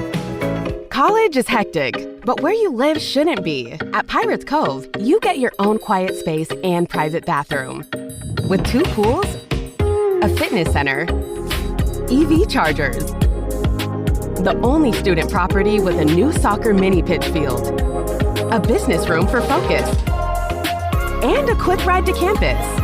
No dorms, no drama, just the lifestyle you're looking for. Pirates Cove isn't just where you stay, it's where you live. Looking for your new favorite hangout spot? Come on down to the Doghouse Tavern, Aiden's veteran-owned crown jewel on 2nd Street. From open mic Mondays to music bingo Thursdays, there's always something happening. Enjoy daily drink specials, one of the best bar menus around, and live music that'll keep you coming back for more. Grab your friends, kick back, and support local at the Doghouse Tavern. Check us out on Facebook to see what's on tap this week. The Doghouse Tavern, where good times and great vibes live. Pirate Fest is back, presented by the City of Greenville and the Downtown Greenville Partnership. Come experience all the family fun Saturday, April 25th in downtown Greenville on 1st Street. It's all happening 11 a.m. until 7 p.m. with a variety of food, drinks, and unique vendors. Plus, of course, pirates. And you can enjoy awesome music from September, the top Earth, Wind, and Fire tribute band in the country, and Spare Change. And as always, our entertainment is free. It's legendary. It's award-winning. It's Pirate Fest. April 25th, downtown Greenville. This is Pirate Radio, WGHB Farmville, 1250 and 92.7 FM Greenville, WDLX Washington, 930 and 104.1 FM Washington.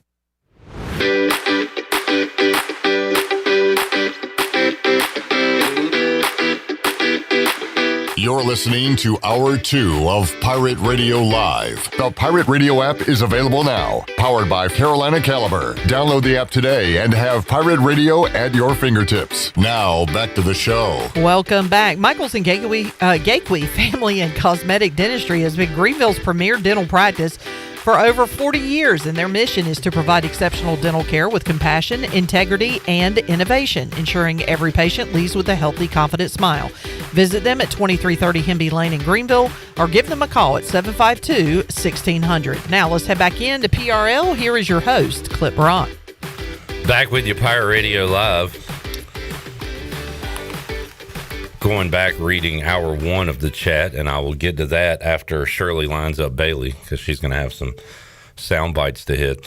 Welcome back inside the First Flight Credit Union Studios. Clip Rock here with you. Got Jared Watkins, intern Avery, intern Josiah, and Shirley Rhodes, the other Pirate Radio members, getting ready for some Pirate baseball. J-Bone, Zach, and crew will be heading out there later on. We'll talk to Brandon Manning on the phone. He'll be doing some coaching tonight on the Turner Home Team Live line. Talk to B-Man at the game on Saturday. We'll get his thoughts on the great Pirate weekend. Bryce Williams will join us. We'll hit some cuts from our New Blue Pirate Report. Had a chance to talk to the Jordans yesterday. Jordan Hankins, Jordan Davis, the new coordinators at ECU. So we'll do that with Bryce Williams. And we'll let Jennings Hall know. She might already know if she won or came in second in the Pirate Radio Bracket Challenge. Before we get to BB, Shirley, let me say hello to Jerry, who says hello. Jamie said, hey now. Hey now. And he said, Big Ten ruling the world. Cal said, SEC is not king anymore. We'll talk about that in a moment. Pike liked the stream. He said he's ready to walk off Duke. Lane says that's not going to happen. He has 15-4 ECU over Duke tonight. PJ says, hey, hey, hey. Hey, hey, hey. And Terry needs to put it in reverse, Terry. Yep, put it in reverse. Steve Hill says, hey, yo, by the way. Hey, yo. Steve recovering. His back is broken, spinal. So we hope Steve is doing all right. And we welcome on the Hall of Famer Brian Bailey to the Turner Home Team Live line. What's up, BB? What's going on? I had a moment during football season last year where I said, I never thought I'd say this, but I'd almost rather turn on a Big Ten game than an SEC game. It was more about just not being as enthralled about a Auburn LSU game for some reason. I don't know if it's because of the CBS deal, maybe, Bailey, where they took away that 3:30 spot and were showing more Big Ten games. But you then had Big Ten, Indiana win the championship in football. Big Ten crowded the Sweet 16 this year, 2 in the Final Four, and they win a national championship for the first time since Izzo did it in 2000. And if you want to look at it conference-wise, Big Ten is the king right now, and there's really no disputing it, right? That's right, and they've done it all so far in 2026. I mean, that was It was an ugly game last night. Yeah. Skip Holtz would say, an ugly baby, but it's our baby. But I thought it was a good game. I just wasn't really well played. A lot of shots went off, but I think that's kind of the way those two teams play defense. I think that's what you're going to get for a game like that. I was shocked that Michigan had scored 90+ in every tournament game, Bailey, and to hold them and credit to, you're right, to Michigan's defense as well. Jarrett? No, you talk about the Big Ten running sports. You also have UCLA, #1 in college baseball. And they won the women's championship. Yeah. Which, again, I'm not a conference pride guy, especially in 2026. What does Rutgers care about Ohio State? What does Carolina care about Cal? What do I care about North Texas? Nothing. Yeah. But the facts are facts. UCLA is in the Big Ten. They won, and as you said, #1. I'm glad you said that, Jarrett, because I was about to guarantee to Bailey the Big Ten did not win the College World Series this year. I forgot about UCLA. Yeah. Well, they haven't yet. LSU won last year. Right. So SEC still holding on to baseball. And Bailey, you've been covered the ACC your entire career here in Greenville, along with East Carolina. You had Duke. We'll see what Michael Malone does at Carolina. Dabo needs to turn it on at Clemson, or the ACC might get left behind here, especially in football and basketball. Yeah, and they've had their struggles. I think everybody thought Carolina was going to turn it around with Belichick, and that hasn't happened so far. It all depends on the players you get through the NIL and how much you can pay, and you got to get the right roster like Indiana was able to do. I mean, they proved you can do it, but I think you're right. I think a lot of these conferences have just lost something because it's almost like you'd say a team like you say UCLA. I think Pac-10, Pac-12, whatever they were calling it back then, and then it's like, okay, wait a minute, they're in. Oh, that's right, they're over here in the Big Ten now. And it's kind of like high school sports right now in North Carolina when they went to 8 classes. You hear a team, you got Havelock. Okay, Havelock. Let's see, I think they're 5A or 6A, and they're down here in this conference now. I mean, it used to be automatic, but I don't think it's automatic anymore. Yeah, and to me, like, if the conference pride thing is, if you're a Big Ten fan, you shouldn't be beating your chest about UCLA. You added a team from California, whatever. Yeah. Like it doesn't matter. But again, they are indeed in the league. Bailey, you've been a part of a lot of coaching searches and covering that, and it's been pretty easy for North Carolina over the years. Dean steps down, it goes right to Bill Guthridge. Then goes to a Carolina guy in Doherty, and then they bring Roy over from Kansas, and then Roy makes the move to go to Hubert. This is the first time they go outside the family. Kay goes to Shire. NC State searches have been interesting because they throw out all these names and end up getting somebody lower on the list, although Will Wade was kind of a big fish. But this one was different for North Carolina, right, Bailey? They go outside the family for the first time in my life. I guess the first time in your life as well. Exactly. I think it's been like 3/4 of a century is what they're saying. And you look at it, and most of the time 2 or 3 names will rise to the top, and one of those guys will be the guy. But I think this name almost came out of nowhere. There were very few people talking about Michael Malone being the next North Carolina Tar Heel coach. And you got to wonder how all that transpired because, the word was that Jordan flew in last week. What did Jordan have to do with it? Did Roy Williams have any say-so? I mean, some of these Carolina guys, were they even consulted or just a whole new regime in Chapel Hill?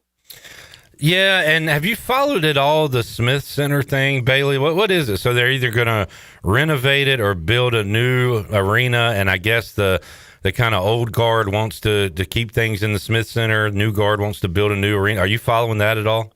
I'm following it a little bit. I think they've housed it, tabled it rather for the time being, and they're trying to, I think they want to get this thing worked out. But and that's a big subject in Chapel Hill. Yeah. What do you do? I mean, things change. I remember when the Dean Dome first opened, and I thought that was crazy big and crazy, just, the size of it and going, back in 86 and, being there. And, through the years, I guess, they pretty much, outgrew it and everything changed with luxury boxes and everything else you can make so much more money at. So I think that's what they're looking at. And I don't know how, I don't know what they're going to do because obviously it's a great building in some ways, but it's outdated in a lot of ways. So, Bailey, I have a story about that. When the Dean Dome opened, they did an alumni game. This was probably like 85, 86, I guess, when something like that. So I would have been 4 years old, 5 years old, but I got pictures. But all the players are walking up, and it's guys in the NBA, and Sam Perkins and Worthy, and Michael Jordan walks by. And my parents say, go get a picture with Michael Jordan. And I'm like, no, I was too nervous or whatever. And I finally got brave enough when Jimmy Black, the point guard, walked by.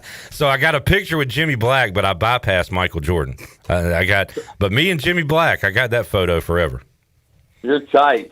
My Smith Center story is Mike Small, who was an intern for me, was working for the Dean Smith show at the time. And he had a way to get in the Smith Center at night.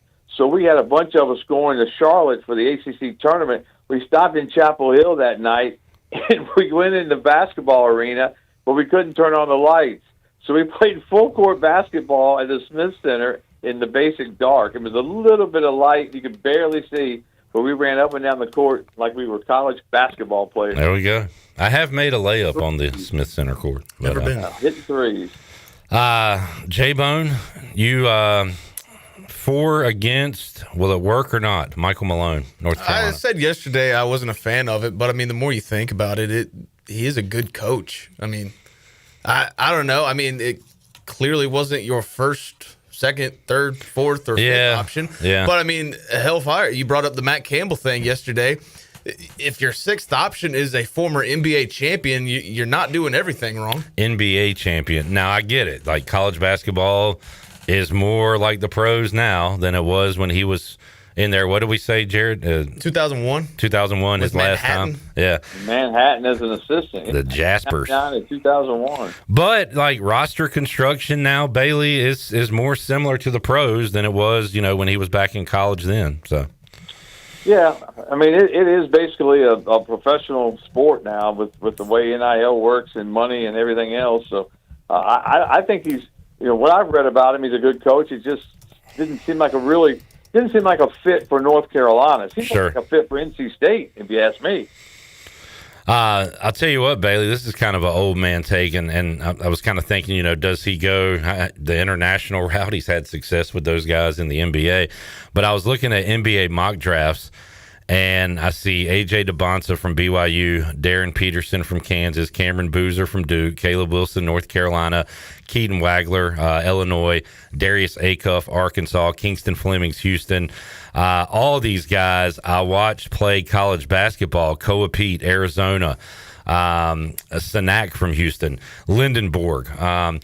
It's the first NBA mock draft I can remember where I know the players in it because for years it was guys from overseas we had never heard of. Now I think thanks to NIL, some of these guys are coming over to play here, and we're getting better players staying in college another year or whatever. But whatever the reason is, if I turn the NBA draft on this year, you and I, a couple of old guys, will recognize the players. And that's the first time we can say that probably in 20 years. Yeah, that's a good point, because I can remember many a draft where the first or second pick I was all about, and after that I was like, now I don't know who these guys are. Me too. If they're any good, what's going on? Because part of the draft process is you listen to the experts, and they say, well, they should take him, they could take him, and those guys in the NFL draft. But then all of a sudden you watch an NBA draft, and it's like, what in the world? But, yeah, you're right. I'm kind of fired up about it that I can watch a draft and know the names. I mean, you talk about not knowing anybody, even with, like, LaMelo Ball. Like, we knew him because of his brothers and his dad. But we never seen him. But he played in Australia. Yeah. Like, you didn't know what you were getting there. And, I mean, Wembanyama, you had to go and look up France basketball. Right. At least we have seen these guys in college playing. All right. Real quick, Buccaneer Music Hall scoreboard. Guardians win it. Walk-off fashion. Gavin Williams goes 5 2/3, 8 strikeouts. Sean Armstrong, 1 inning, 2 strikeouts. So good day for former Pirates, Bailey, as 2 former Pirate pitchers help Cleveland get a win today.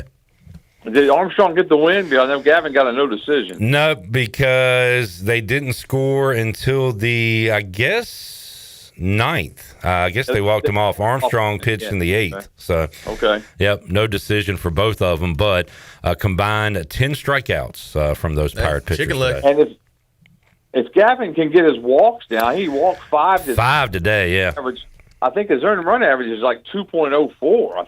Yeah. That's what I saw last. So, man, he is fun to watch when he's out there, the big rig. That game against the Dodgers was awesome. That felt like a playoff start for him last week. Pirates and Duke going at it tonight, BB. A little revenge on the mind for what happened a couple of weeks ago. And East Carolina playing good baseball right now heading into this one. Good baseball. The weather's turned a little bit. It's not too cold at Clark LeClaire Stadium, so should be a good night. You got baseball and you got softball on the other side. Big game for the ladies as well. Yep, coming off a much-needed series win. They had lost, I think, 5 in a row. Yeah, tough. And were playing good before that, so that was a big series win they just had. We'll see if they can keep the momentum going. How about Braden Burris, Bailey? I asked him Saturday. He was 3 for 3 in the 3rd inning. I asked him, was he thinking about, going 9 for 9 in that game? And he kind of said when you're that hot early, you think about how many hits you can rack up. But everybody was hitting the other day. That was good to see, and a much-needed 4-0 week last week for ECU. Yeah, and that bottom of the 1st inning from the Saturday game, that was just something to watch. I mean, it seemed like they were never going to get 3 outs in that frame. They just kept getting a hit, scoring a run, getting a hit, scoring a run, and 11 runs, and that'll set you up for success. And every time you do that, for sure. And Bailey, we'll mix in a little football here because spring football going on. We talked to the coordinators yesterday. Saw Zach Kaplan from Channel 9 out there. And, again, you don't get much from them, but as Jared said, you get to know their personalities a little bit. And, we got a ton of questions, more questions than answers about this football team as we sit here in April. With all the new faces on the coaching staff and in that locker room on the playing field. Yeah, we do, and we'll get a chance to talk to some of the other assistants coming up next week. But I'd like the coordinators and doing the interviews. We did some interviews with them one-on-one for the coaches show over there, and I really was impressed with both of them. Jordan Davis, I mean, he was so impressed with East Carolina, and he said it straight out. He said, at North Texas we had a lot of success, but we didn't have anything close to the fan support that you guys have here. He said, I go to the grocery store and people recognize me as the new offensive coordinator, which is crazy because I haven't done a whole lot of media. But he said, everybody knows you, everybody follows the sport. And he said, I'm looking forward, to the fall and working with this East Carolina football team. But we had success at North Texas, just didn't have the fan support.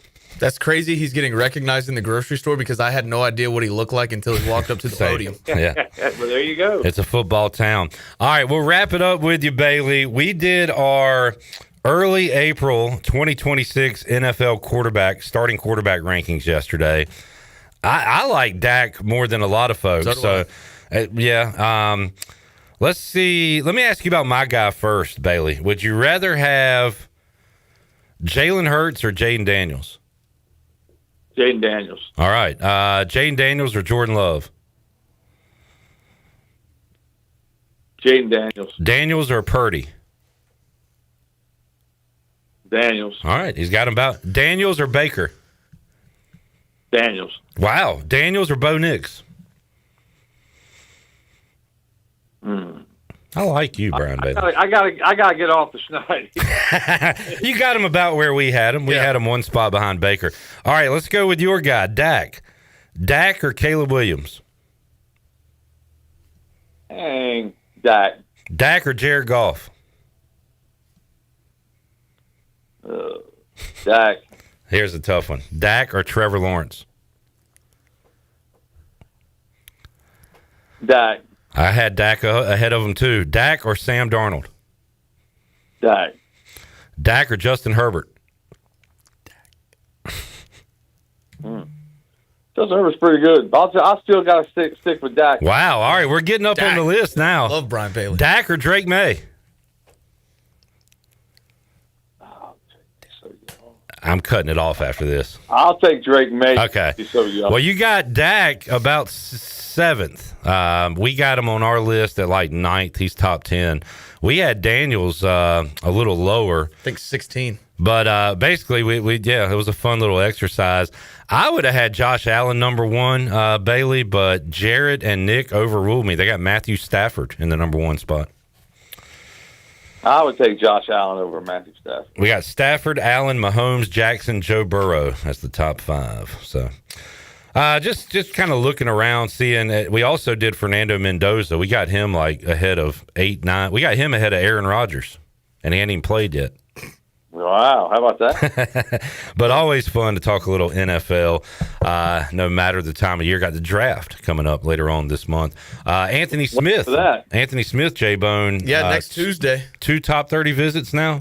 Packers, and then April 14th, he will be visiting with the Las Vegas Raiders. There you go. So good luck to Anthony Smith. Good luck to Anthony. Great guy. And you need a highlight tonight, Bailey. Rajay on TV, FS1, playing tonight.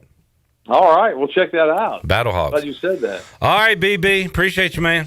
All right, man. Appreciate you guys. Take care. The Hall of Famer, Brian Bailey, joining us as we bounce around sports topics here on Pirate Radio Live. We'll take a break, come back. Jennings Hall joins us. Kenny, you know you don't mean Dak number 1. Hey, man, you got to love your guy. No, Kenny, calm down. Yeah, no, you don't. You don't need to love him that much. Let's take a break. We'll come back. We'll talk to Jennings on the phone. Hall of Fame, Hall of Shame on the Turner Home Team Live line after this.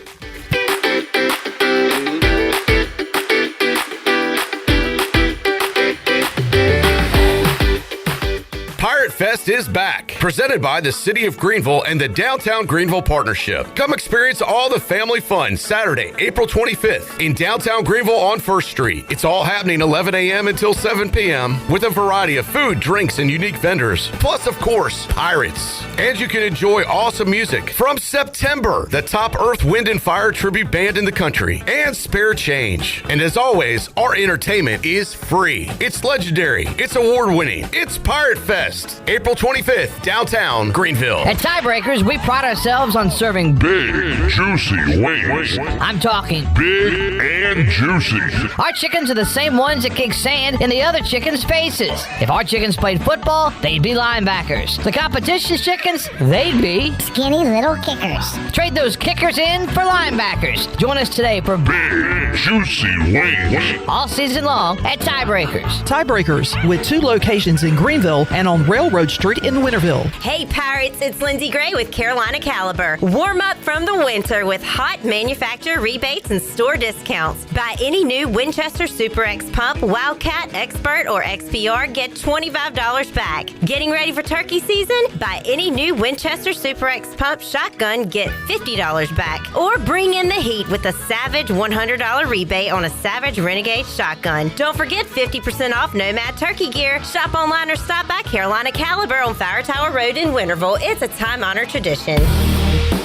Your future is full of possibilities, and Pitt Community College can help you explore every option. You can earn a degree, learn a trade, transfer to a university, or launch a new career. We offer the support you need to succeed with flexible schedules, affordable tuition, and programs designed for the real world. Your path, your future, your college. Pitt Community College. Register now. It doesn't matter if you're running drills at the park, playing pickup on a Saturday, or sinking the final putt. When you compete with your friends with Michelob Ultra on the line, competition isn't that friendly. The trash talk, next level, and the stakes, oh, those are crystal clear. With only 95 calories and superior smooth taste, it's the ultimate trophy. Superior is worth playing for. Michelob Ultra, superior light beer. Enjoy responsibly. Copyright 2025, Anheuser-Busch Michelob Ultra Light Beer, St. Louis, Missouri. If you're looking for a delicious home-cooked country breakfast or lunch, look no further than CD's Grill. CD's Grill in Winterville has the best country cooking around. Start your day with CD's mouth-watering homemade cheese biscuits, eggs cooked to order, and pancakes so big and fluffy there's no way you leave hungry. Open Monday through Friday from 5:30 a.m. until 2 p.m. and Saturday from 5:30 to 11 a.m. CD's has lunch specials and an all-you-can-eat salad bar. Stop by, say hey to owner Jason Brown and the CD's crew. CD's Grill, 111 West Fire Tower Road in Winterville. CD's Grill, the best country cooking around. Need to sell your house fast without fixing or even cleaning it? Call the Turner Home Team. Hey, this is proud ECU alumni Justin Turner with the Turner Home Team. We buy houses as is in any condition for cash, and we can close in just days. As a real estate investor and licensed agent, my team and I can give you options when you need to sell. Sell fast or sell for top dollar. You choose what's best. Call Turner Home Team or visit theturnerhometeam.com. They'll make a no obligation cash offer for your home today. Turner Home Team. Pirates supporting pirates. Get ready, because Honda has equipped the 2026 CB750 Hornet with E-Clutch, delivering stall-free starts in traffic and full-power quick shifts up and down when you want to wake it up. A torquey 755cc parallel twin delivers arm-stretching acceleration with Street Fighter style built to stand out. Visit Ron Ayers Motorsports, Highway 11 north of the airport in Greenville, and experience the 2026 Honda CB750 Hornet E-Clutch. For your safety, read the owner's manual and always wear a helmet and night protection. Honda motorcycles are for riders 16 years and older. This is Coach Ruffin McNeil, and when you tune into Pirate Radio, I can't guarantee what's going to happen, so listen at your own risk, please.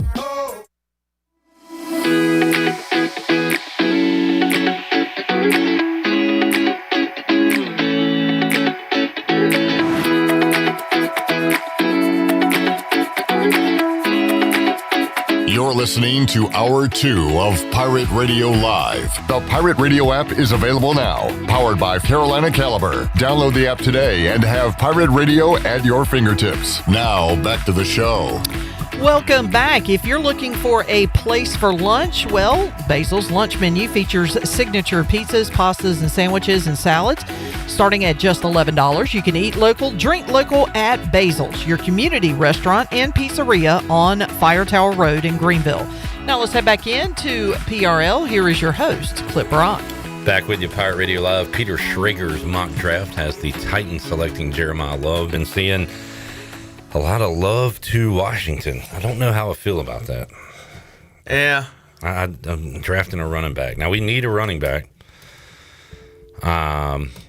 I joked, I remember with Jamie last year, it was like week 3 or 4, we had the number 1 rushing offense in the league, and he was saying we didn't have a running back, and I had to play the role of worry about your own team. We're fine, but we do need a running back. Yeah. Jamie was right. But, man, Jeremiah Love would be fun. He's a stud.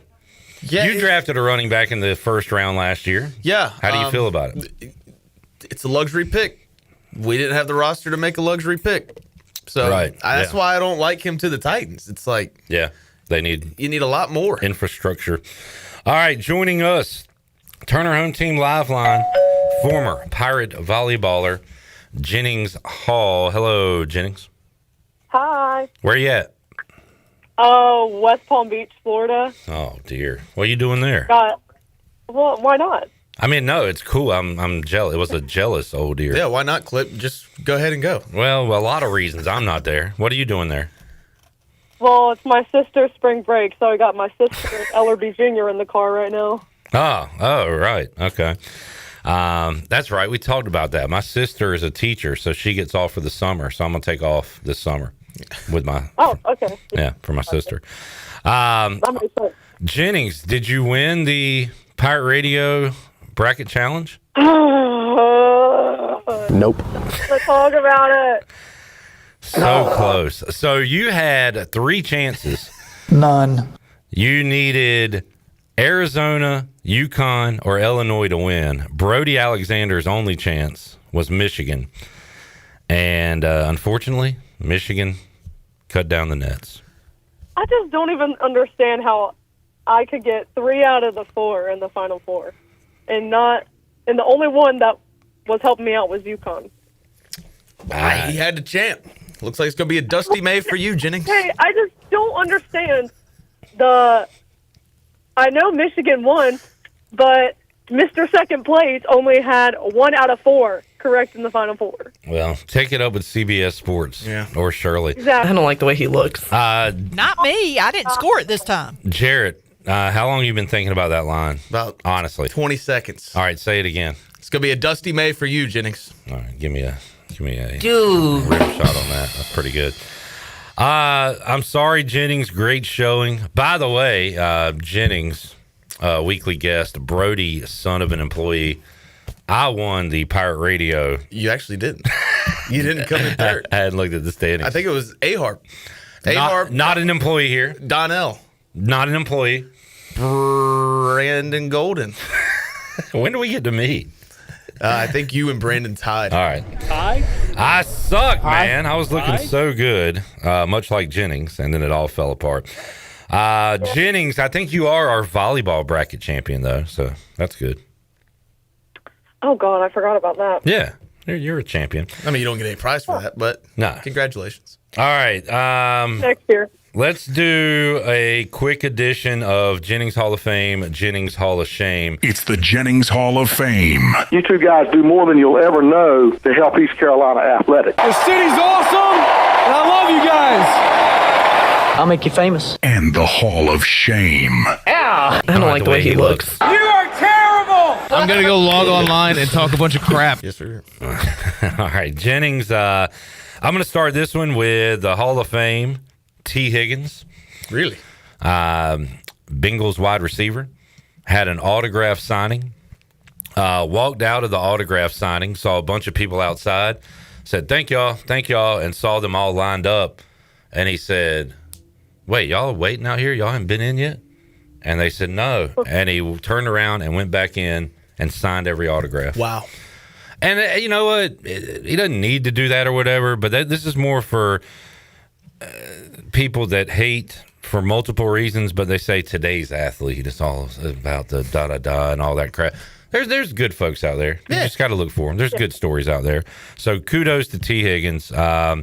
He will be a hero for those fans that were there that day forever. So I thought that was pretty cool. Mm-hmm. You got anything, Bo? Yeah, ECU baseball as a whole, 4-0 week, but two players specifically, Luke Payne, kind of looked at that one sideways on Thursday, but by God, he went out there and gave it his all and had a good outing. Credit to him. And then Walker Barron, who had never hit a home run inside Clark LeClaire Stadium, did it back-to-back nights this past week. All right, Jennings, any Hall of Famers? Yeah, Hall of Fame. The Atlanta Vibe with the Major League Volleyball Association. We went to our first game ever. Where was that at? Where do they play? In Atlanta. What arena? It was the Georgia State competition there. Gotcha. But they don't usually play there. They usually play somewhere else. I just can't remember which one they usually do. All right. Yeah. Atlanta Vibe.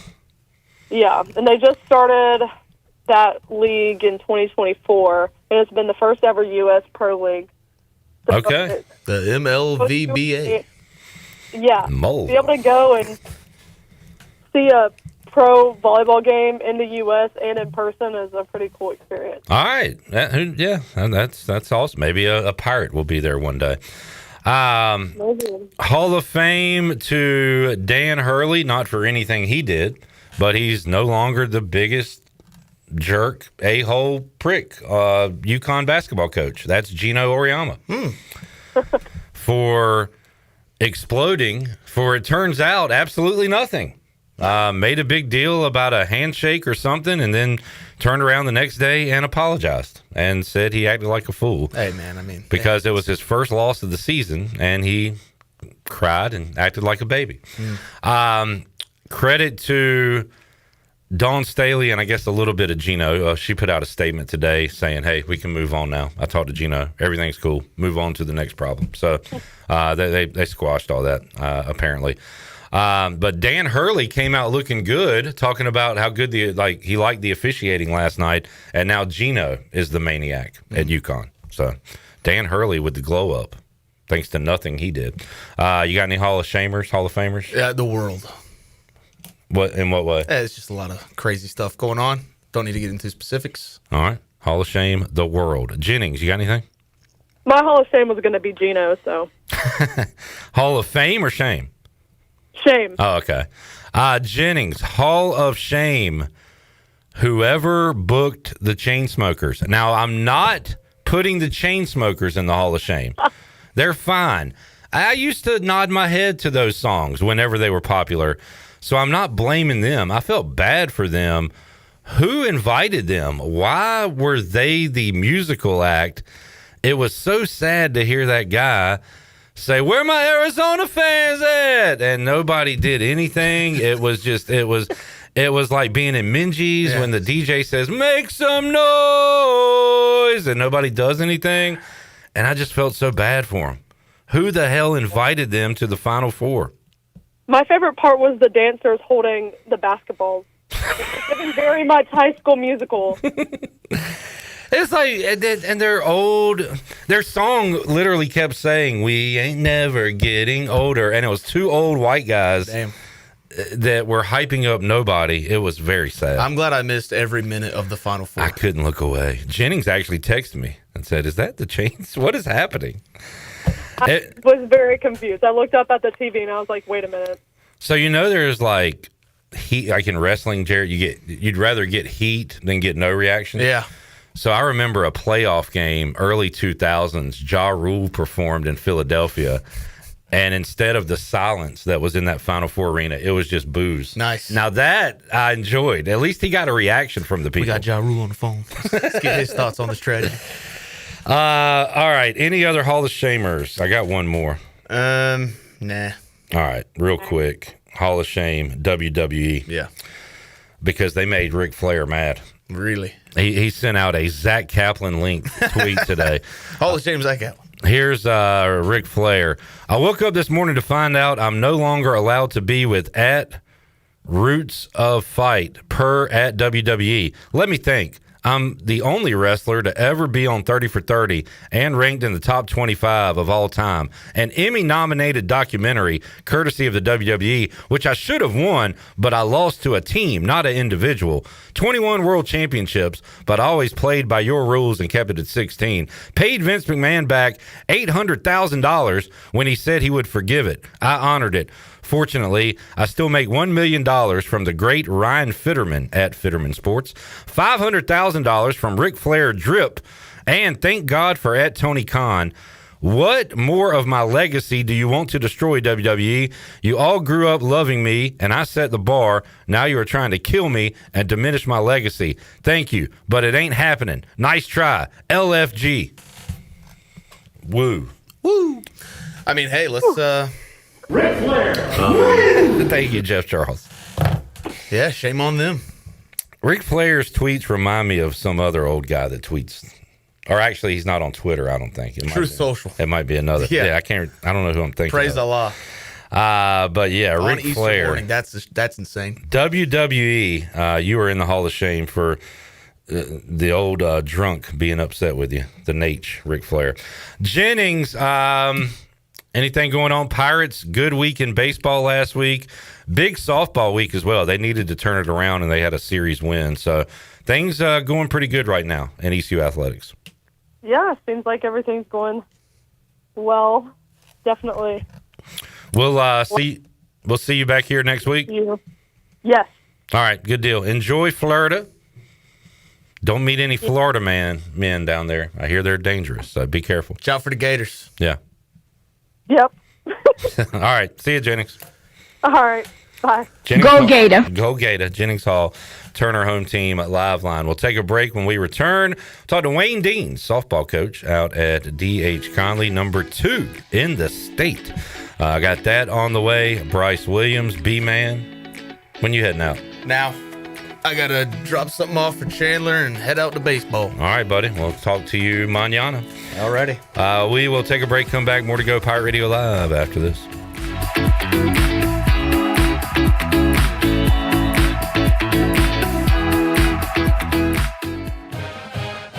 Hey Pirate fans, did you know there are thousands of special needs children and adults right here in our community that loves ECU athletics as much as you do? Robbie's Clubhouse is a local nonprofit organization that can turn your unused ECU tickets into a fun day for a family with special needs. If you can't make it to the next Pirate game, simply call 1-800-DIAL-ECU and donate and designate your tickets for Robbie's Clubhouse. Go Pirates! When it comes to protecting your home, don't gamble with just any roofer. Trust the pros at the Boone Group Roofing. Locally owned by Toot Boone, they've been serving all of Eastern North Carolina with honest, high-quality roofing you can count on. They offer no money down, and every job is backed by a 5-year workmanship warranty because your roof should be done right the first time. Don't wait. Call today at 252-714-0021. For a roof that's built to last and service you can trust, the Boone Group Roofing is on top of their game. The Toot Boone Boogie. Close your eyes and picture this. Sizzling fajitas hitting the table, fresh seafood bursting with flavor, and a handcrafted margarita waiting in your hand. That's the experience waiting for you at La Tavara Mexican Kitchen and Seafood on 10th Street in Greenville. From brunch with friends to a quick lunch break, La Tavara brings the taste of the coast and the heart of Mexico together in every bite. So when you're hungry for something fresh and unforgettable, make it La Tavara Mexican Kitchen and Seafood, 10th Street in Greenville, or online at latavara.com. Looking for the perfect bottle of wine or something a little more unique?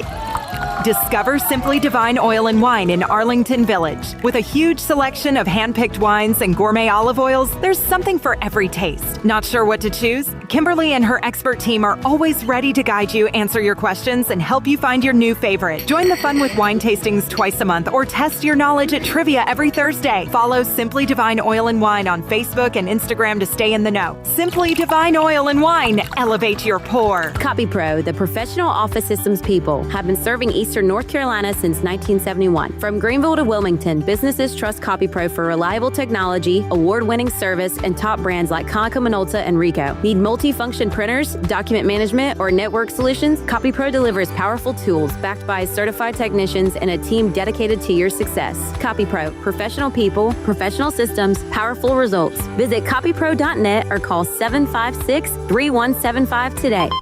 Attention, Eastern Carolina. 360 Golf Carts just received a massive delivery of 40 new golf carts, and they're going fast. Right now, owner Brian Harris is celebrating with a special sale event, giving you the chance to upgrade and save big on your next ride. But hurry, with 40 carts and the best prices, they won't last long. 360 Golf Carts on Highway 43, just past D.H. Conley High School. Proud part of Pirates supporting Pirates. Before anyone walks into your business, the outside is what they see. Make sure your first impression is a good impression with the right curb appeal. Hi, this is Daniel Andrews from Dan Andrews Lawn Service. We specialize in making your business look great. Let us handle all your professional landscaping needs. We do it all so you don't ever have to worry. Residential services are also available. Call us today at 717-8006 and we'll come out and give you a free quote. Taking care of your landscaping needs is all we do, and we've been doing it for over 20 years. You can trust our reliable team at Dan Andrews Lawn Service, covering all of Eastern North Carolina. Planning a special event, whether it's a baby shower, bridal luncheon, birthday party, or even a tailgate at Clark LeClaire Stadium, Chicken Salad Chick has you covered. Their fan favorite mini croissant platters is just one of many options to choose from, perfect for any occasion. With a variety of chicken salad flavors, there's something for everyone to enjoy. Let us do the work while you enjoy the event. Delicious, fresh, and served with a smile. Chicken Salad Chick Catering. Make every event memorable. Visit chickensaladchick.com to place your catering order. Just remember, you pick it up and we'll have it ready to go. Chicken Salad Chick, where every event is a little bit tastier. This is Bruce Bivens, and you're listening to Pirate Radio, the voice of Pirate Nation.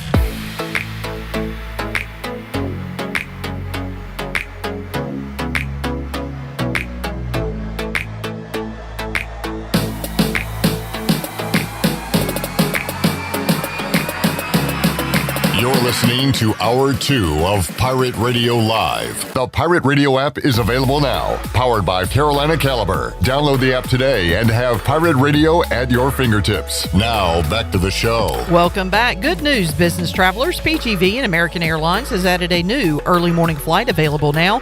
Book today at AA.com and be on time for that connection in Charlotte. PGV, where the pirates fly.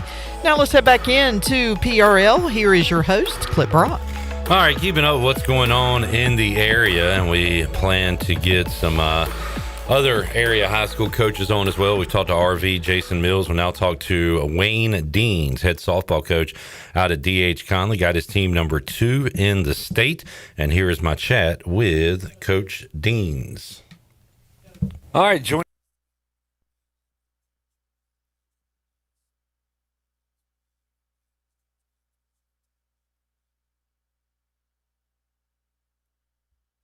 Pretty good.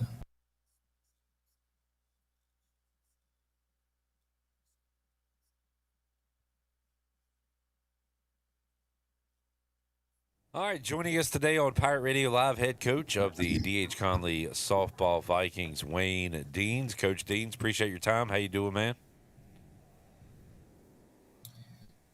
Pretty good. Like I said, I'm sorry about the Wi-Fi issue. It's not the greatest in the world out here at the softball field. Hey, we're making it work. We're making it work, and you're making it work on the field. Number 2 ranked team in the state right now, Coach. And I know you want to have the trophy at the end of the year, but what does the ranking mean to you and your team right now? Honestly, not a lot. I mean, it's good for people to talk about, whether the players are talking about it, parents, what have you. But like you said, unless you're the last team standing in the last game of the season in your classification, you're the winning team, it really, doesn't mean much. When I talked to Coach Mills a couple weeks ago, Conley, South Central, and Rose were all ranked in the top 4 of the state, and he credited the Little League system here and the surrounding areas. And I know you can do the same for the Pitt County Girls Softball League, the Sarah Law Complex, and all the great youth softball that goes on around. And now, heck, where Pitt County hosts the Softball World Series with the best teams all over the world. So all that has to help you out in the long run, too, I would imagine. Oh, absolutely. I mean, Sarah Law has been around. They were Babe Ruth for a long time, and they switched over to Little League. And a lot of my players have gone through the system at some point. And, some of the young ladies on the team were part of those World Series teams. And so it definitely helps out a lot. It gives them exposure to, being in a big event, having a huge crowd and getting used to those moments. And, we may not have the same crowds at a high school game necessarily, but just getting prepared for those moments. No, that's a really good point. And we talked to Bo Batts a lot, and he always talks about the registration signups and girls, I think 4 years old, getting started. And he said, look, it's no pressure, a lot of fun, but you do develop some fundamentals when you're playing at 4 or 6 or 8 or 10 or whatever. So I know you hope that they are fundamentally sound once they get to the high school ranks. But, man, that's a very young age to start. But man, they take it serious out there, and it's cool to see. Absolutely. And there's a lot of great coaches that work in the Little League system, and they're giving up their time and their energy and their knowledge to these young children, and just teaching them not just about the sport, but also life lessons, which I think is important too. So that's before they get to Conley. Let's talk about after they leave D.H. Conley, because we talked to Anna Sawyer quite a bit, and we've had her on the show and what she's doing at ECU. How many do you have any other girls that went through the Conley program that are playing college ball right now? Actively, yes. Obviously, Trinity Nichols, who's been getting a lot of time at ECU, doing a great job there as well. We have Carson Fleming is at UNCW. We have Olivia Knight and Emma Adams. Both were playing at Virginia Wesleyan, and they're doing really great with their season in D3. I think they're still undefeated. They'll be playing hopefully for a national championship this year as well. And every one of those players I mentioned were all a part of that senior group in 2022. They ended up winning the state championship. And Emma Adams came out to our Easter tournament Saturday and with her parents, and it was good to see her. And just watching those young ladies I coach grow up to be wonderful adults.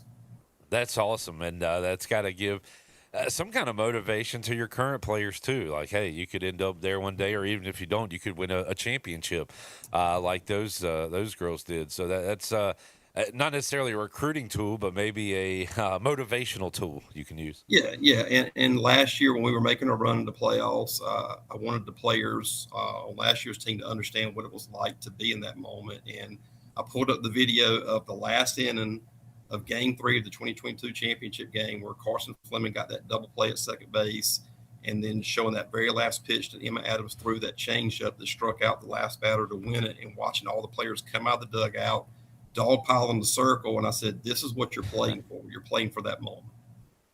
That's fantastic. Wayne Deans joining us, head coach, D.H. Conley softball. Coach, let's talk about the stars you have right now on your team. Who has led you to this great start to the season? I know it's going to be a cliche thing to say, but at the same time, it's not always the same player stepping up all the time. There are certainly some steady performances that we've had.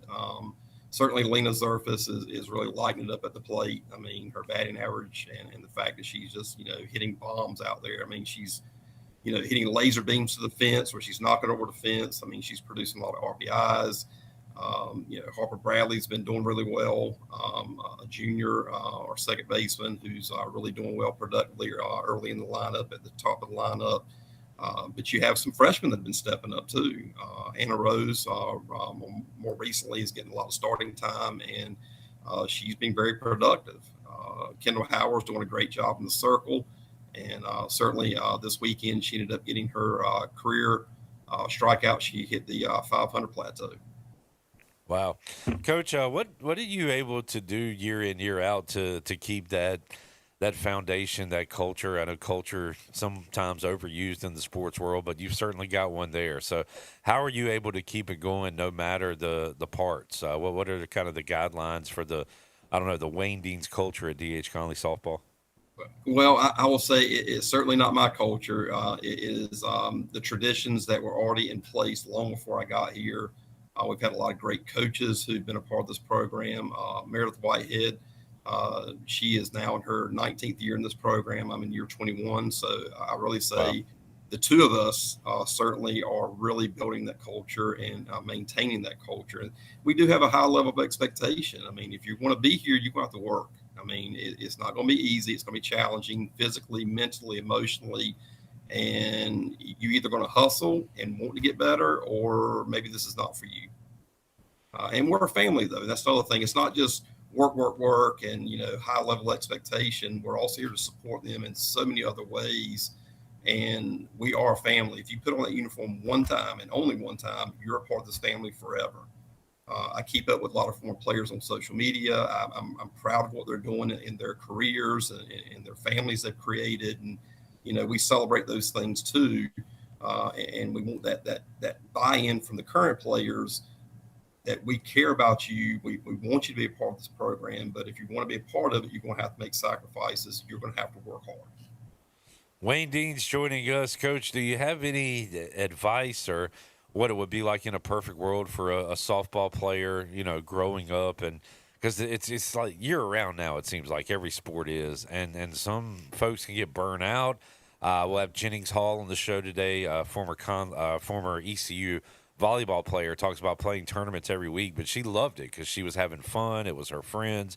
And then there's other sides where kids kind of get burnt out and just their parents wanted to do it. So, like, I don't know, do you have any advice on how to kind of balance that and make sure it's still fun and you don't have kids at Conley that get to you and just are burnt out from playing so much softball? I think the big thing is, remember, they're still teenagers. They're not yet adults, and they need to enjoy being a teenager. They need to enjoy this living the life of a teenager within reason, of course, not making dumb decisions, of course, but, just you're only a teenager once. So enjoy being a teenager, enjoy hanging out with your friends, going to the beach, just be you, because as a parent, we tried our daughter with different sports. Soccer didn't work. She wasn't really into that. We tried her in T-ball for a couple of years, and finally one day she says, "Dad, I don't want to do this." And I was like, "Okay, that's fine. I'm not going to push you to do it." Yeah. And she found what she loves, and she likes to do cheer, and I support that, and so let your kids be them, let them find their way, allow them to make mistakes, and don't push them into something that is because you want them to do. You don't need all these personal trainers. You don't need all these, hitting instructor or fielding instructor or pitching instructor. I mean, sometimes they just need a break. And, sometimes they only need to hear one voice and not 10 different voices. And, just let them be a kid. Yeah, great advice from Coach Deans. Coach, do you, if the athlete wants to participate, of course, do you like your people on your team to play other sports, play multiple sports, or do other things? Heck yeah. I mean, I don't really have very many, and that's something that I'm not pushing them to be a one sport person. Right. But at the same time, that's the kind of the culture right now in athletics, I think. Yeah. But I really enjoy them playing other sports. Now, I don't want them to get hurt playing other sports. I mean, in a perfect world, but at the same time, I'm not going to discourage. If they want to do swim, if they want to play basketball, they want to do volleyball, they want to cheer. You're only in high school one time. Yeah. Enjoy the experience. There's nothing wrong with being a multi-sport athlete. Each sport kind of challenges your body in different ways. And so if you're only playing one sport year round, you're going to get a lot of overuse of certain parts of your body that's going to be detrimental to your adult life.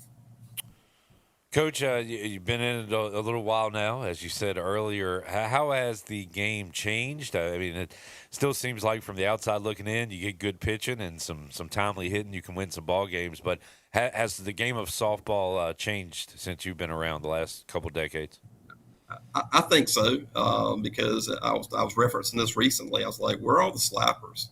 You know, we don't have any slappers anymore. And in 2011, I think we had like at least 4 slappers in the lineup, and we stole over 100 bases that season. Now it's sort of what I call the grip it and rip it mentality. You know, just go up there and just hit bombs or hit triples, hit it into the gap.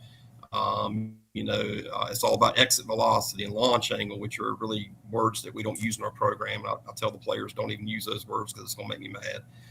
Because exit velocity and launch angle ends up be pop-ups, and pop-ups are not good. But definitely it's more of a grip it and rip it type mentality right now. But I like the short game. I like speed. I like slappers, but we just don't see very many of them out there right now. I'm definitely a dinosaur when it comes to being a baseball or even a softball fan, because I look at batting average and wins, losses, ERA, and now there's so many other numbers and things people look at. How about you? It sounds like you don't love some of that new terminology, but what do you look at as far as stats? Do you use technology to your advantage in 2026 and incorporate it with your old school coaching? Yes, sir. I mean, we have iPads, so sometimes we haven't done this year, but we would film hitting in practice to kind of give them feedback on their swings and, see the things that we're explaining to them verbally that we're noticing. They can actually see it in video. We certainly we do use different things as far as measuring. I guess you could say the analytics of things. All right. But I think seeing it in person is different than just looking at analytics. And Coach, I bring this up with football coaches a lot, but I'll ask you as well. How about the numbers, participation? Again, with the way they churn out the games at Sarah Law Complex, there doesn't seem to be an absence of softball players in the area. But how about for you? Are the numbers good? Is the game still strong, the game of softball here in Eastern North Carolina when it comes to the high school level? It is challenging in the sense of we haven't had a JV team in quite a while. This year we were able to resurrect it on a limited schedule.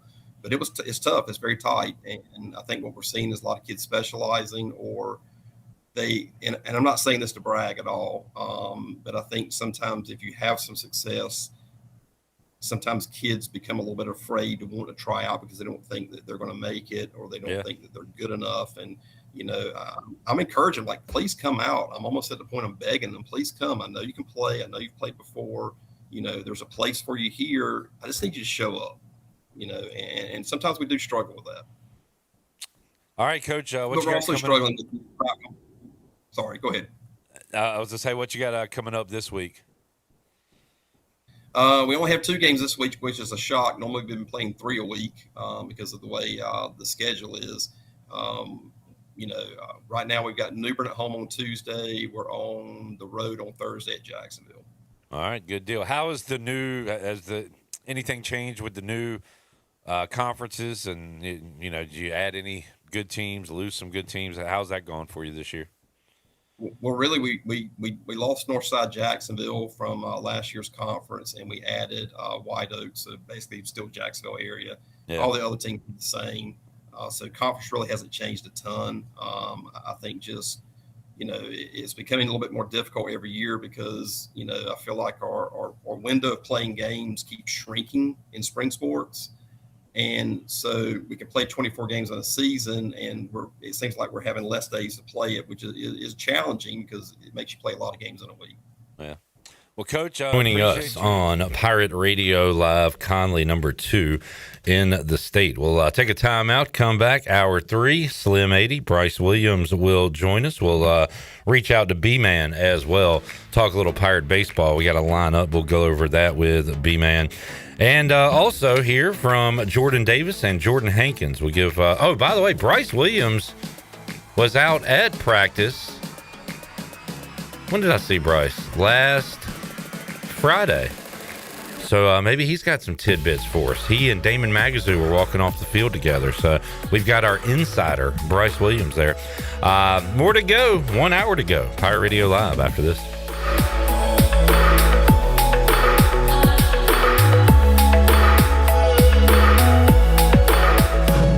Hey Birdland, hit the yard on Saturday, April 11th when the O's take on the San Francisco Giants.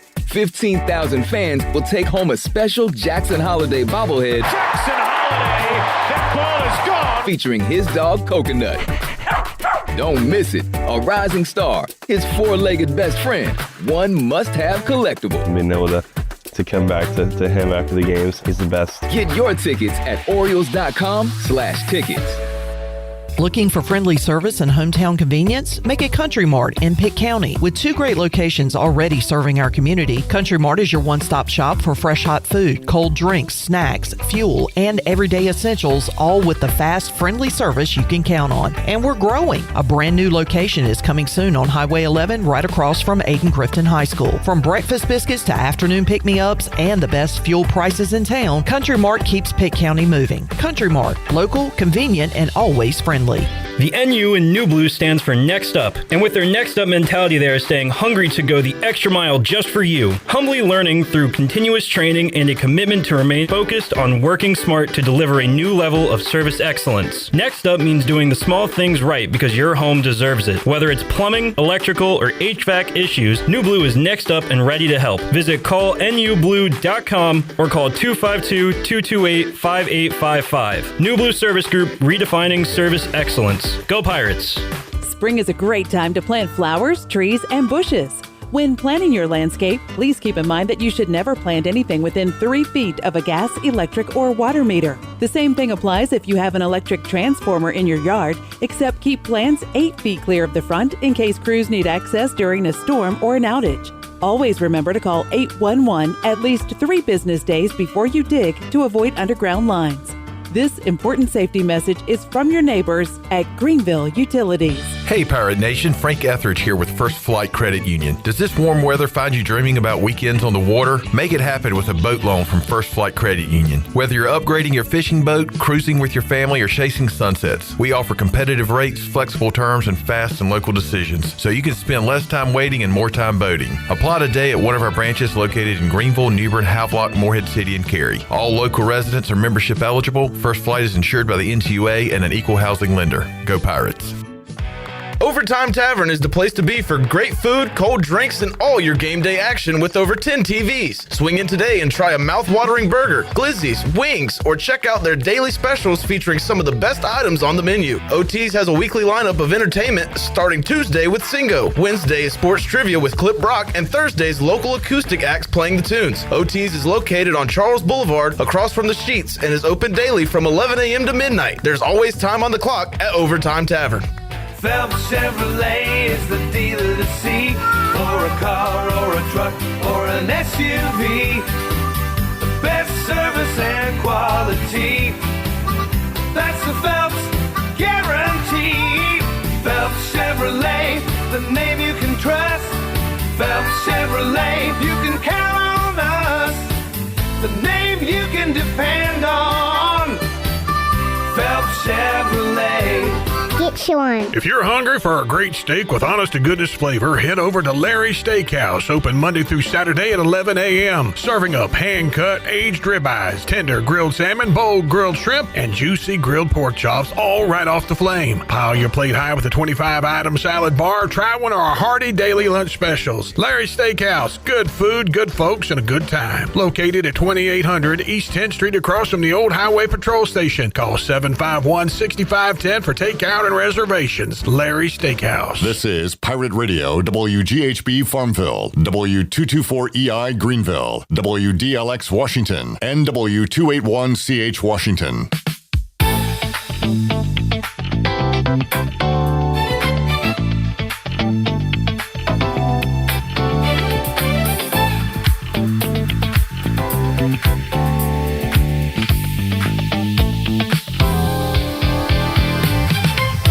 You're listening to Hour 3 of Pirate Radio Live. This hour is brought to you by Carolina Eagle Distributing, celebrating 150 years of Budweiser all year long. This Bud's for you from Carolina Eagle, serving the Pirate Nation since 1989. Now, back to the show.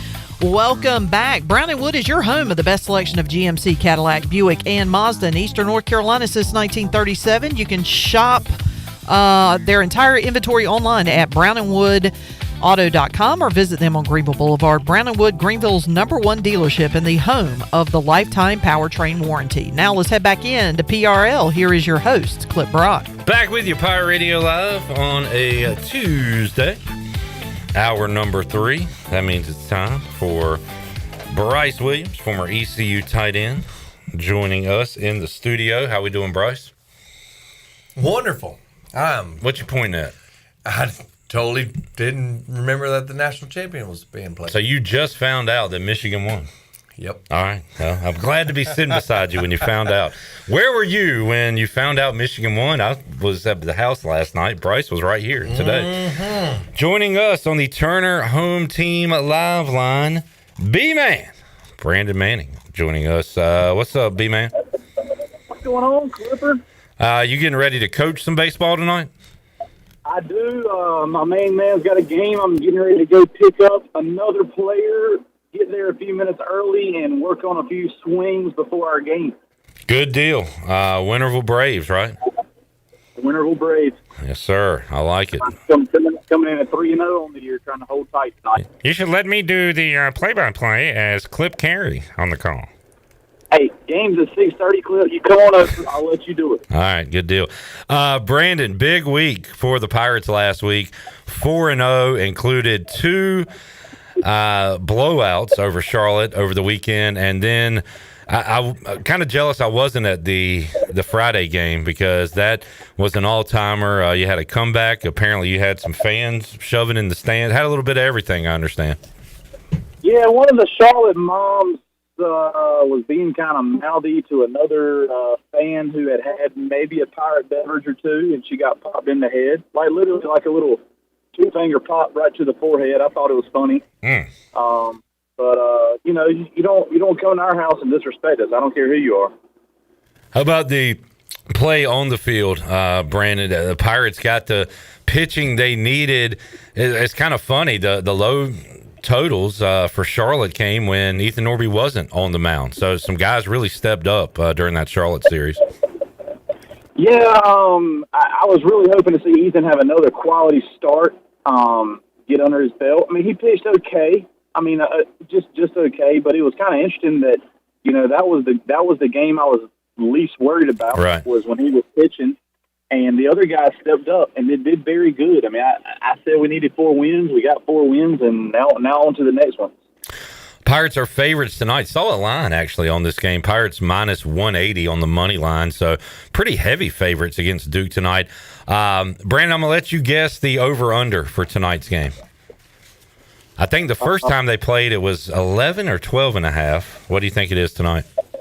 I'm going to say 13. A little bit more. 14.5. Expecting some runs tonight. What kind of game are you expecting at Clark LeClaire? I am expecting a good game. I don't know what our pitching is going to be like. I know we got some guys hurt, so we've been doing pitcher by committee during the week. So that's why you're probably seeing the higher over under.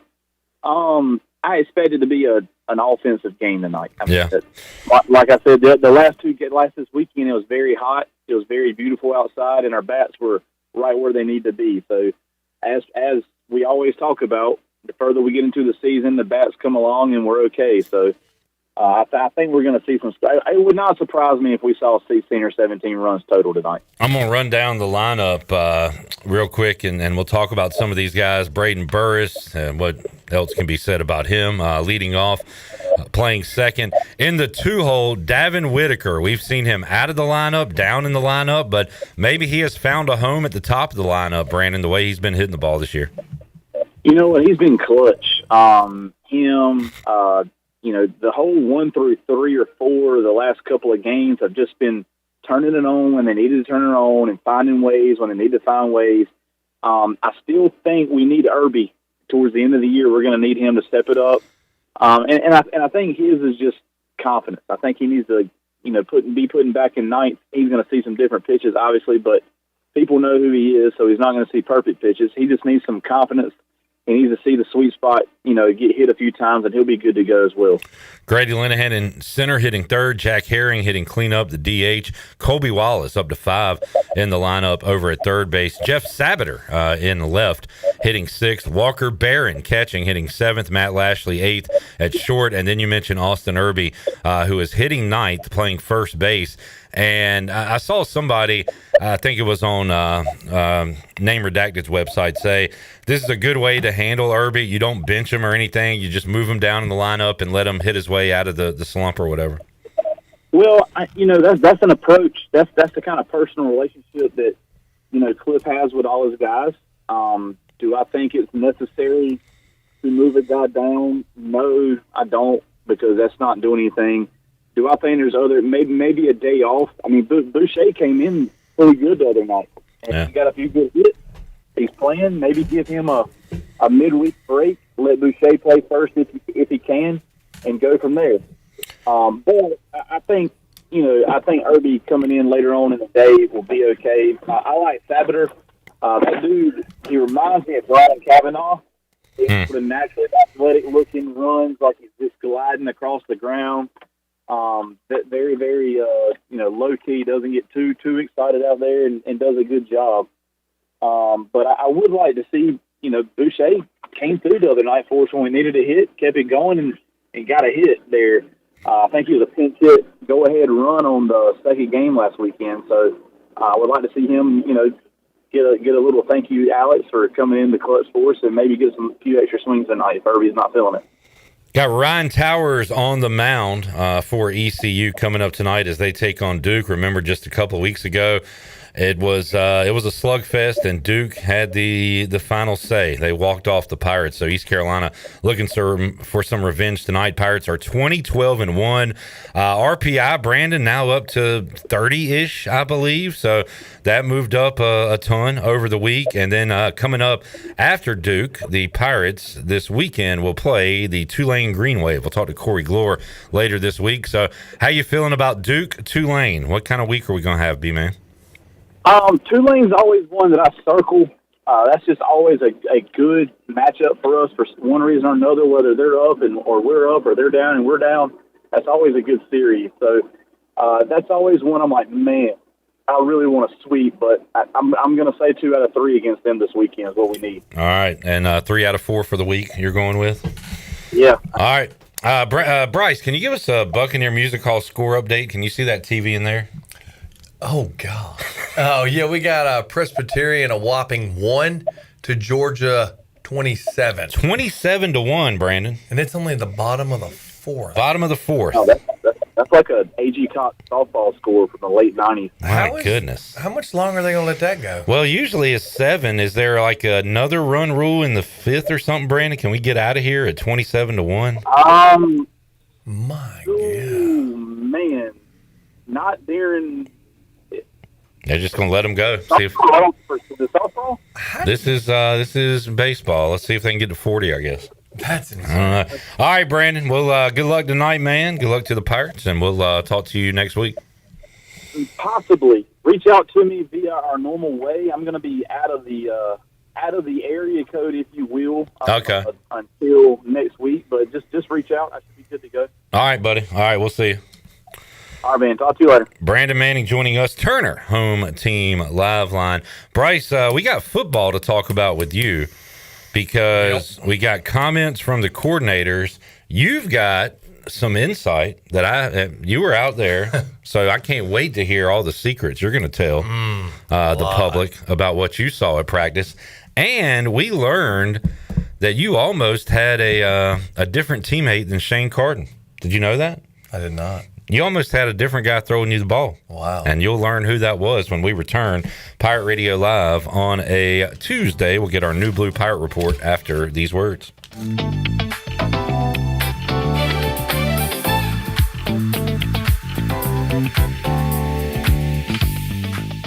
Hey O's fans, kick off your weekend with Party at the Yard, presented by Coors Light. Every Friday home game. Hit the Coors Light Roof Deck and Legends Park for happy hour featuring $5 12-ounce Coors Light when gates open until 1 hour after first pitch. Enjoy live music, photo ops, and entertainment all night long. And welcome a special guest splasher who will keep the good vibes going in the bird bath. Party with the O's on Fridays. Visit Orioles.com/party at the yard. Hi, I'm sure you heard the bells and whistles next door. We're just securing your neighbor's house with the smart home features like cameras and security. I'm sorry, who are you? Oh, hi, yes, I'm Mike with SCI Technologies. You know, Eastern North Carolina's premier security provider. We do fire alarm, audio, video, and security. Ooh, how can you help me? Give us a call, 252-321-7006 for a complimentary quote, or you can email us at info@sciteks.com. Michaels & Gateway Cosmetic and Family Dentistry has been Greenville's premier dental practice for over 40 years. I am Dr. Chris Gateway, and our mission at Michaels & Gateway is to provide exceptional dental care with compassion, integrity, and innovation, ensuring every patient leaves with a healthy, confident smile. Doctors Michaels & Gateway are committed to providing an outstanding patient experience with every visit. Not only do we offer all your dental needs under one roof, in most cases, we can take care of those needs on the same day. Bring your smile to us at Michaels & Gateway Cosmetic and Family Dentistry. A new feature menu has arrived at Basil's in Greenville. Basil's new specialty menu is full of great favorable dishes like roast beef melt, creamy beef ziti, chicken hibachi pizza, apple strudel pizza, plus $4.50 margaritas every Tuesday and $3 North Carolina craft beers on Wednesday. Basil's regular menu and favorites are always available for lunch and dinner. Eat local, drink local at Basil's, your community restaurant and pizzeria on Fire Tower Road in Greenville. Basil's, Pirates supporting Pirates. It's Budweiser's 150th anniversary, and we're celebrating with a Heritage Can Series that honors our legacy of being made of America. Collect all 4 designs. For 150 years, this Bud's for you. Enjoy responsibly. Copyright 2026. Anheuser-Busch. Budweiser Lager Beer, St. Louis, Missouri. Carolina Eagle Distributing is celebrating 150 years of Budweiser all year long. For 150 years, Budweiser has been the heart of America beer culture, bringing people together across generations. Cheers to 150 years. This Bud's for you from Carolina Eagle, serving the Pirate Nation since 1989.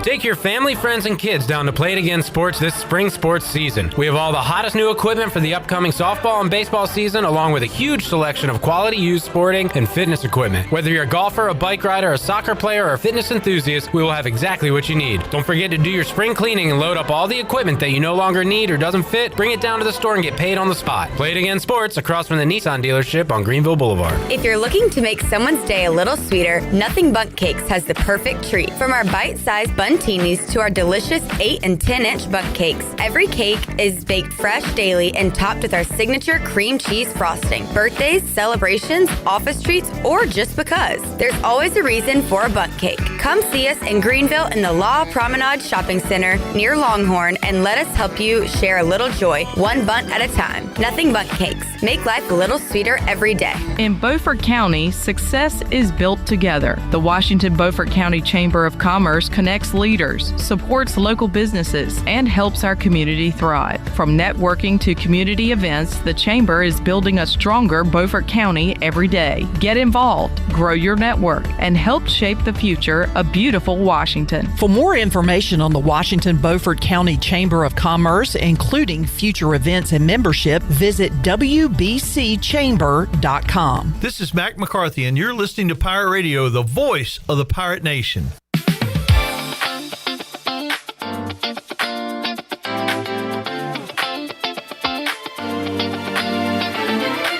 You're listening to Hour 3 of Pirate Radio Live. This hour is brought to you by Carolina Eagle Distributing, celebrating 150 years of Budweiser all year long. This Bud's for you from Carolina Eagle, serving the Pirate Nation since 1989. Now, back to the show.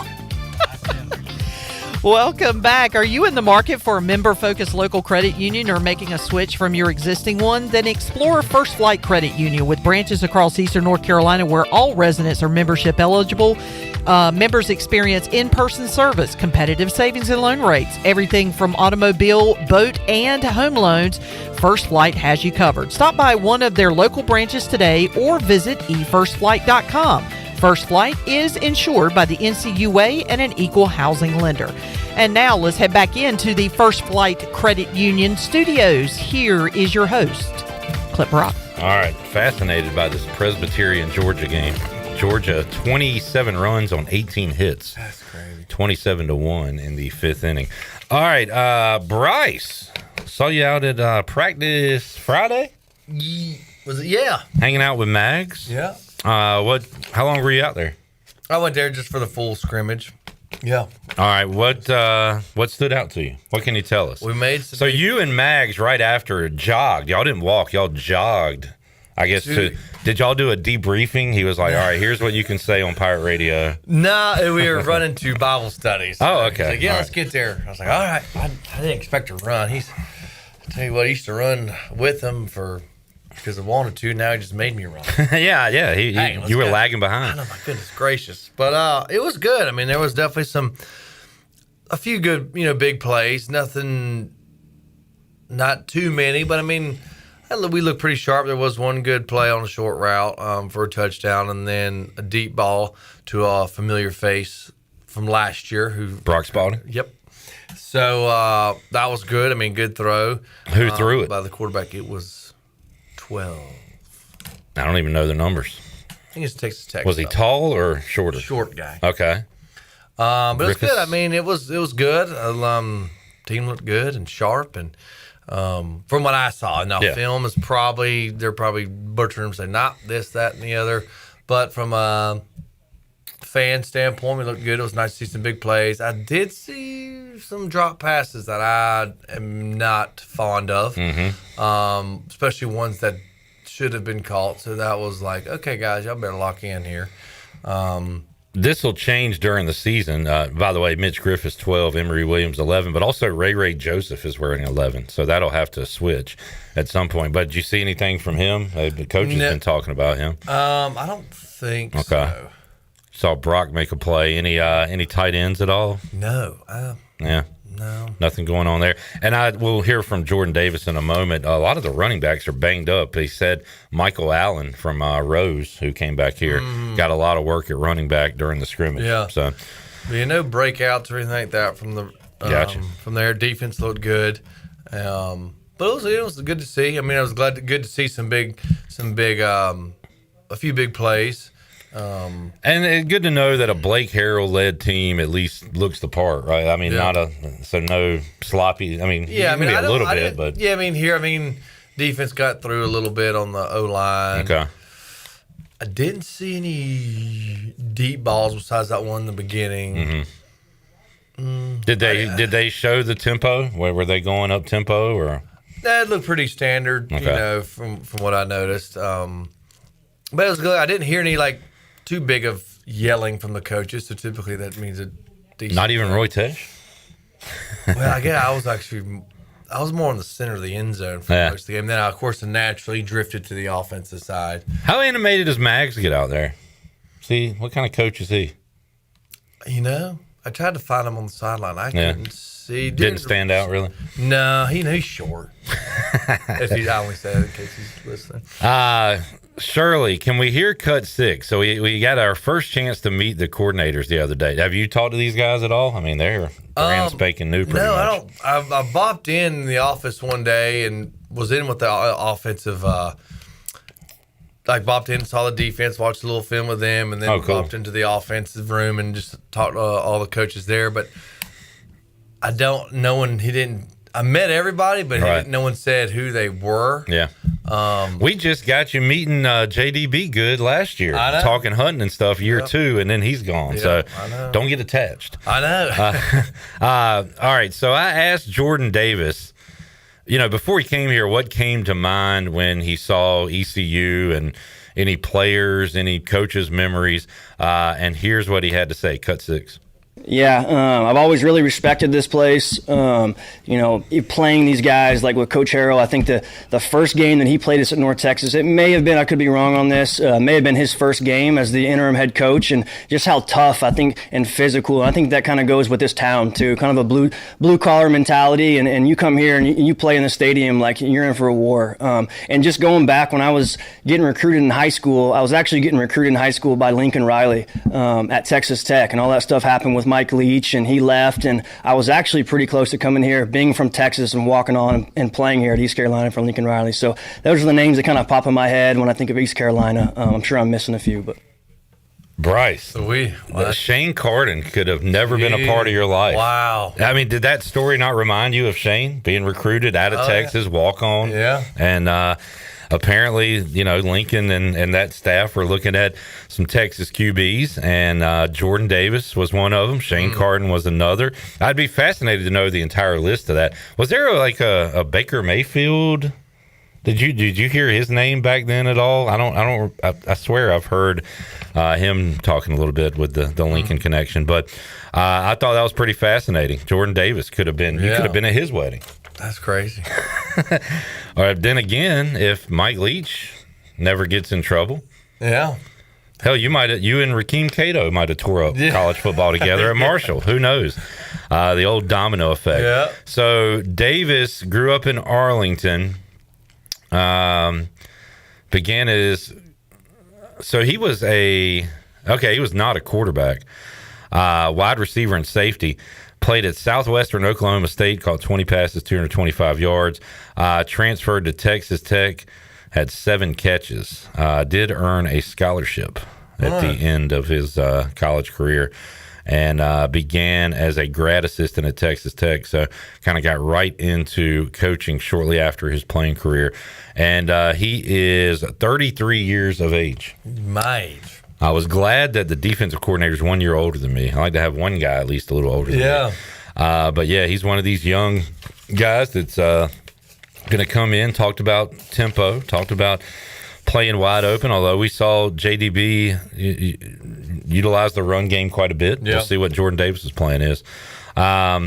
Anything with the plays? So I asked him, Shirley, maybe it was cut 9 where I asked him about the type of offense he wanted to run, because I went back to where you had talked about, Bryce. It wasn't like you had a ton of plays. It was just, executing the ones you had and kind of showing the defense different looks. Cut 9, he talked about that a little bit, Shirley. I think offense and tempo is definitely a huge component of what we do. I definitely believe in tempo. At the same time, I also believe in dictating the tempo and switching it up a little bit, not 1,000% every single play. I think it's a little bit of a feel thing when you're calling plays too. And, sometimes you're going really fast because you have an explosive player, you get a first down, and that kind of gets you in rhythm. But I definitely think there's some similarities on how we operate and get lined up fast and have some one-word calls to get lined up. So there's some similarities. That was more about tempo. There was one where he talked about how the window dressing, like a lot of the plays are the same and the quarterback's looking the same spot, but the pre-snap stuff where you line up. So I don't know. He kind of got X and O. You would have enjoyed that part of it. It kind of left me lost. But what did you see from the Jordan Davis offense in April? First look. I mean, anything stand out to you? Yeah, it was, of course, seeing some some deep balls. Putting into the offense was good. Early. I definitely saw a lot of shots being taken. Crossing routes and like that. Some deep balls here and there, and then of course the short game. So it was nice to see. There's a whole different mix of what we're running here. I mean, obviously we saw a little more running, but it was a good looking offense. Did you see both? I mean, did both quarterbacks get work? Equal amount. Yeah. It was pretty balanced out. Of course, nothing's being solidified by any means, but yeah, both quarterbacks are getting looks. So, and I'm not asking you who's better, who's going to start. I'm asking you from your time out there. Yeah, did one look better than the other? Personally, I think so. I'll leave that to the speculation. Really? No, I thought. I mean, me personally, I thought 12 looked.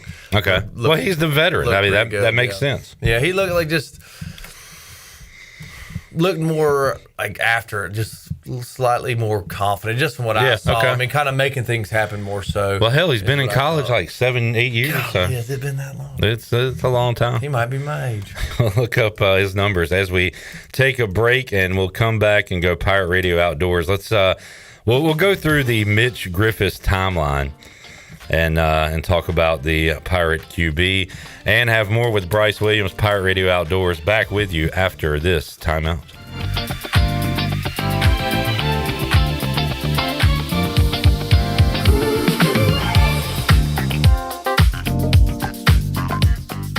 The convenience of Pitt Greenville Airport is waiting just outside your front door. Service is back, so you're connected to destinations worldwide through flights from American Airlines. Plan your next trip. Book your flights today at flypgv.com or aa.com. Good news, business travelers. PGV and American Airlines has added a new early morning flight available now. Book today at aa.com and be on time for that connection in Charlotte. Fast, convenient, and close to home, PGV has American flights perfect for your next trip. PGV, where the Pirates fly. Do you want to get rid of wrinkles? How about tighten or lift your skin? Want a smoother skin texture or get rid of brown spots? Combining personalized treatments, expert training, and a deep passion for skin health, Beauty Bar MediSpa is dedicated to enhancing your skin and boosting your confidence from the inside out. Contact the licensed professionals for a free consultation and ask about their newest technologies and treatments. Beauty Bar MediSpa on Red Banks Road in Greenville. Enjoy your visit. Love your transformation.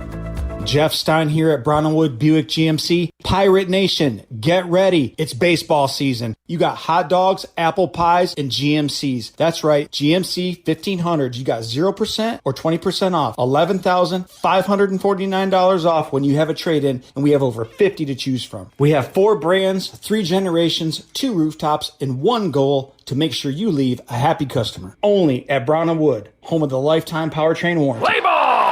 Greenville, it's time to play ball. The Greenville Yard Gnomes are back, and tickets are on sale now. Bring the whole family out for big hits, wild promotions, and non-stop fun all night long. From fireworks to theme nights, every game is an experience you don't want to miss. Cold drinks, great food, and the best atmosphere in town. Don't wait till it's sold out. Grab your seats now. Get your tickets today at yardgnomesbaseball.com or at the box office.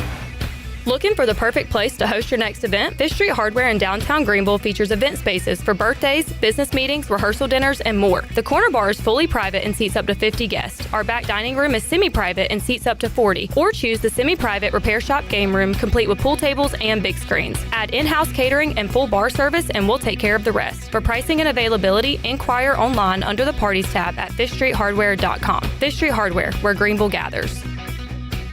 Are you looking to purchase a new home, or are you considering refinancing your current mortgage? This is Talbot Green at Integrity Home Mortgage. We offer a wide variety of loan programs to help get you pre-approved. Our team of Talbot Green, Braxton Green, and Joanne Weir has over 50 years of experience and is committed to providing you with superior customer service you deserve. To get started, call me, Braxton Green, at 526-8260. Braxton Green, NMLS 222-3878. For informational purposes only, Integrity Home Mortgage Corporation is an equal housing lender, NMLS 208-516. Eastern North Carolina's newest concert destination is here. It's Carolina Crossroads Amphitheater, a brand new state-of-the-art outdoor amphitheater with room for 30,000 fans. Reserve your seat or grab a spot on the lawn and enjoy food trucks, vendors, cold beer, and cocktails all night long. It's just a short drive away right off I-95 in Roanoke Rapids. Carolina Crossroads Amphitheater, showcasing world-class entertainment and delivering exceptional experiences for every guest. Visit CarolinaCrossroadsAmp.com for more information. Here at the Holistic Company, we know that life throws you its fair share of curveballs. Like passing that drug test? Congrats. Now you can finally relax, kick back, and well, light one up. You've earned it. With weekly events like trivia, karaoke, comedy, open mic, movie night, and of course, all your favorites. Flour, merch, carts, edibles, and wellness products. Whatever you need to legally take the edge off, we've got your vibe covered. Order online at theholisticco.com or visit us at 5th and Evans in Greenville or at one of our other 2 locations in Fremont or Smithfield. The Holistic Company. This is former ECU football player Bryce Williams, and you're listening to Pirate Radio, the voice of the Pirate Nation.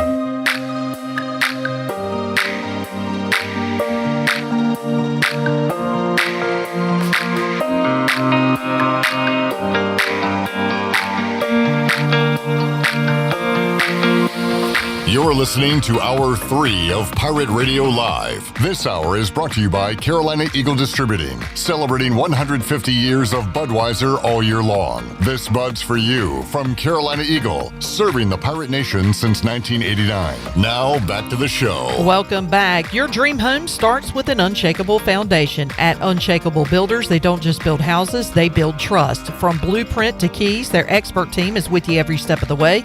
You dream it, they build it.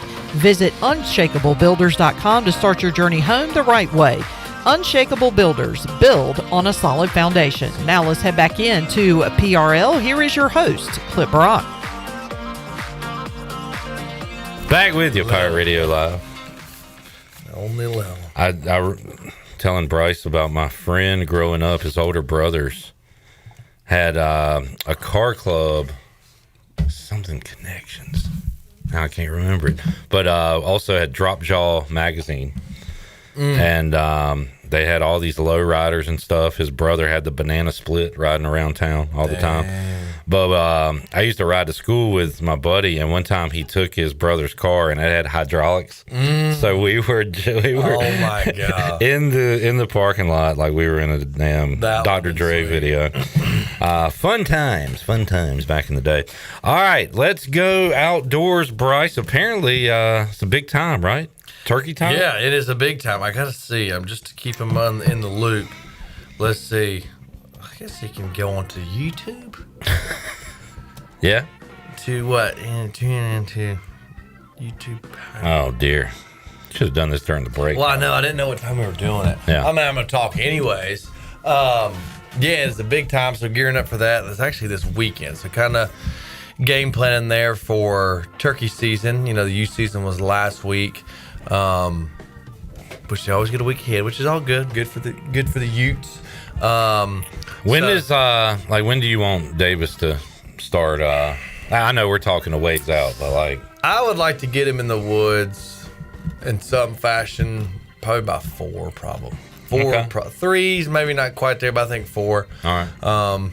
Would be a good age. So I'm definitely nudging Anna to say, hey, why don't you take him on the boat when I'm like 3? What ages does youth season entail? I want to say it's 16 or younger. Younger, yeah. I think it's 16 or younger. Gotcha. But yeah, it's gearing up. I was just talking to my my buddy and colleague Lee Casper, who is an avid hunter as well, about turkey season, gearing up for that. You know, I think he's going to try and get hunt one this weekend. After this whole wedding party stuff, so he's got it planned out. He knows his priorities. Man, I'm gonna hunt first and then go to work. I texted Lee Casper, and he ghosted me. Thank you. Yeah, appreciate it. Play from the drums there. Yeah, so we were chatting about that today. So getting ready for that. I've been working on the old turkey call here and there, and then acquiring a few toys for to travel on the hunting woods a little bit better. So found a deal on a Polaris Ranger. So I was like, yeah, that looks like a better thing to haul some deer in, corn out, stands here and there. Tell me about a turkey hunt, Bryce. What are you on your feet, or do you have a stand? Like what? Yeah, I mean, well, you can be on your feet, your belly, your tush, your side. I mean, anyway. But what's the distance? I would say depends how. If it's the end of the season and I'm real desperate, I'm gonna stretch it out. I mean, these days, people can stretch it out with the ammo and stuff all the way up until, golly, I think like 60 yards. Me, I'm not taking that shot. I would like probably 30 end, I mean, there's people that shoot them from here to the wall because they storm them. But, that whole process typically is if you know where they're roosting, normally you're going to hear them gobble or do a hoot owl call, and that gets them fired up, and you kind of position yourself. Not too close, but just this happy medium or wherever, you hear them gobbling. And obviously once they fly down, you can try and do some enticing, but if they link up with a hen pretty soon off the roost, it gets a little tricky. But you want to be in the cover, and they see really well, so you want to be very well camouflaged. I mean, only thing really shown is your eyes. I mean, you even want gloves on. But it's fun. It is a stupid question. Do they fly? Yeah. Now, how they fly like they can cover some distance. I mean, I'm not thinking they're going to fly like a robin flies, but I mean, they could definitely fly from here to probably, what is that, Tyler? No, what, West Towers? I mean, they could. Okay. They could. How high do they get? They probably get like treetop. Yeah. I would say would be the max height they're flying. But yeah, they can fly because they've flown away from me, unfortunately. If they could smell, you would never kill them. But they can see, really well. Obviously, really well. But it is fun. I'm anxious. Hopefully, it can happen this year. But really, just gearing up for that. And I've actually got some cameras out. Finally got had a hen on camera, but hopefully a strutter will be coming through soon. But I've been seeing them out in the fields like crazy, so getting ready for that. All right, Stroud's Marine presenting Pirate Radio Outdoors. If you can't get to the awesome shop that Caleb and crew have, you can go to stroudsmarine.com. They have fast shipping. You can call. They have a chat feature, and of course, you can shop in store. But pretty cool. You can search for the part you're looking for and find it all online. So if you can't get by there, Bryce, folks can check out stroudsmarine.com. 100%. Find what they're looking for. All right, Bryce, we'll let you run. When you heading back out to ECU football? I know they got another scrimmage on Friday. I would like to maybe try and get to the spring game. Would be cool. So I'm going to try and do something sooner than later. Next Monday, I know you got a big boy job, but we'll be talking to all the assistant coaches other than the coordinators. So if you're around at 11-ish a.m. maybe, let me know, and I can get you interviewing Damon one-on-one. There we go. That's what I want to see. Come up with something. I am thinking, who won the 3-point contest last week? Not me. Dang. Not Coach Harrell. Not Sam Danka. Alex Harper repeated as champion. Dang. Bryce, I had 7 points through 2 racks. I was smoking and feeling good. Hit one shot the final 3 racks. Man, I'm not a stamina guy. I wish I would have. I know. Could have joined on that. Hey, we'll see you next time. I hope so. Get in next time. All right, we'll take a break, come back. Appreciate it, Bryce. Thank you for having me. More to go. Pirate Radio Live on a Tuesday. We are back with you after this time out.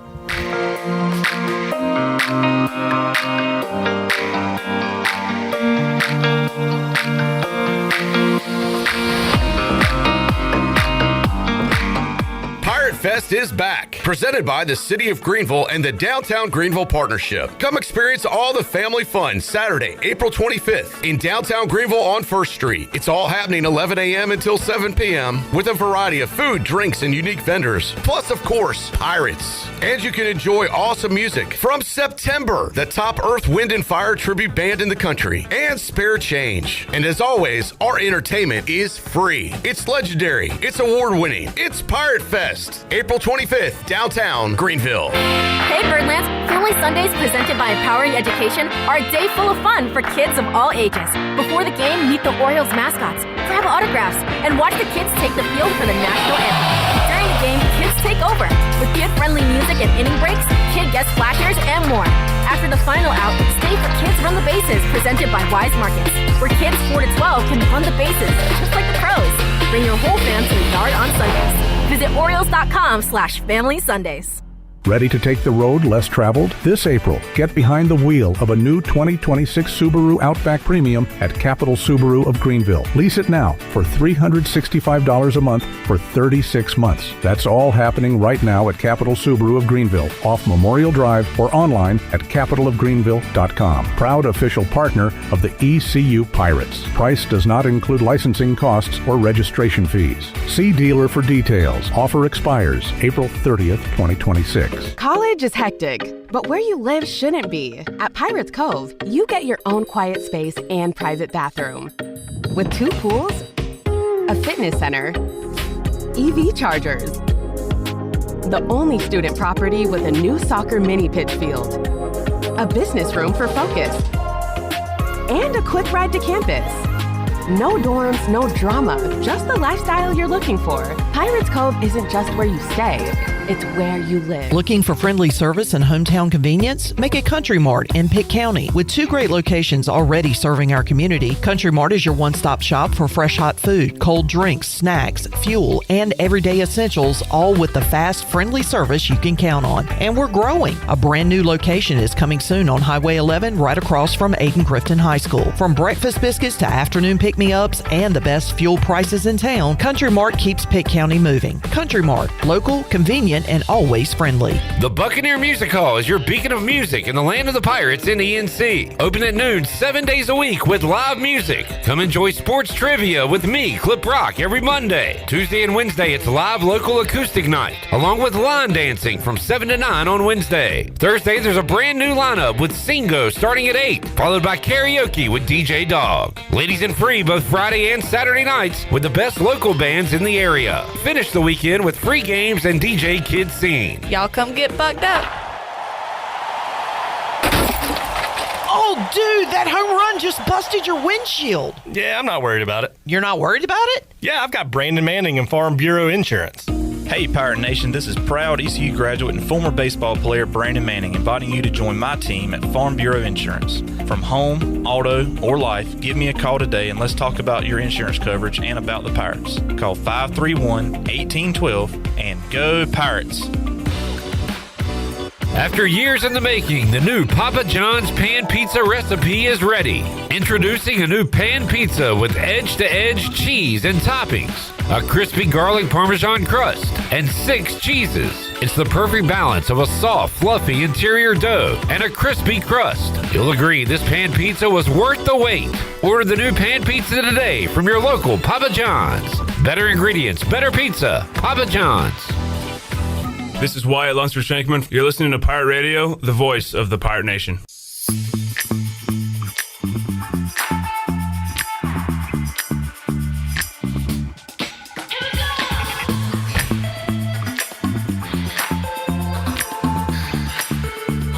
You're listening to Hour 3 of Pirate Radio Live. This hour is brought to you by Carolina Eagle Distributing, celebrating 150 years of Budweiser all year long. This Bud's for you from Carolina Eagle, serving the Pirate Nation since 1989. Now, back to the show. Welcome back. It was a mixed day for the stock market today. The Dow was down 85 points and finished at 46,584.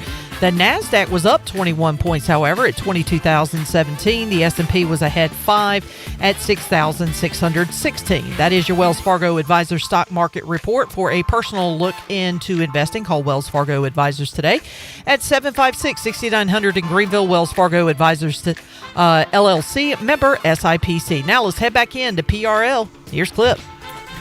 Back with you, Pirate Radio Live. Do some On This Day brought to you by Ron Ayers Motorsports. Let's get, where's Avery at? Let's get Avery and Josiah and maybe Shirley to the mic if I see one for her. All right. On this day in 2019, these two, are they Hall of Famers yet? If not, they will be. On this day in 2019, they played their final games for their teams. They met each other in the 2011 finals with Dallas winning. 2019? So they retired in 2019. They met in the 2011 finals that Dallas won. So who would the Mavericks player be? Dirk. And who did they beat?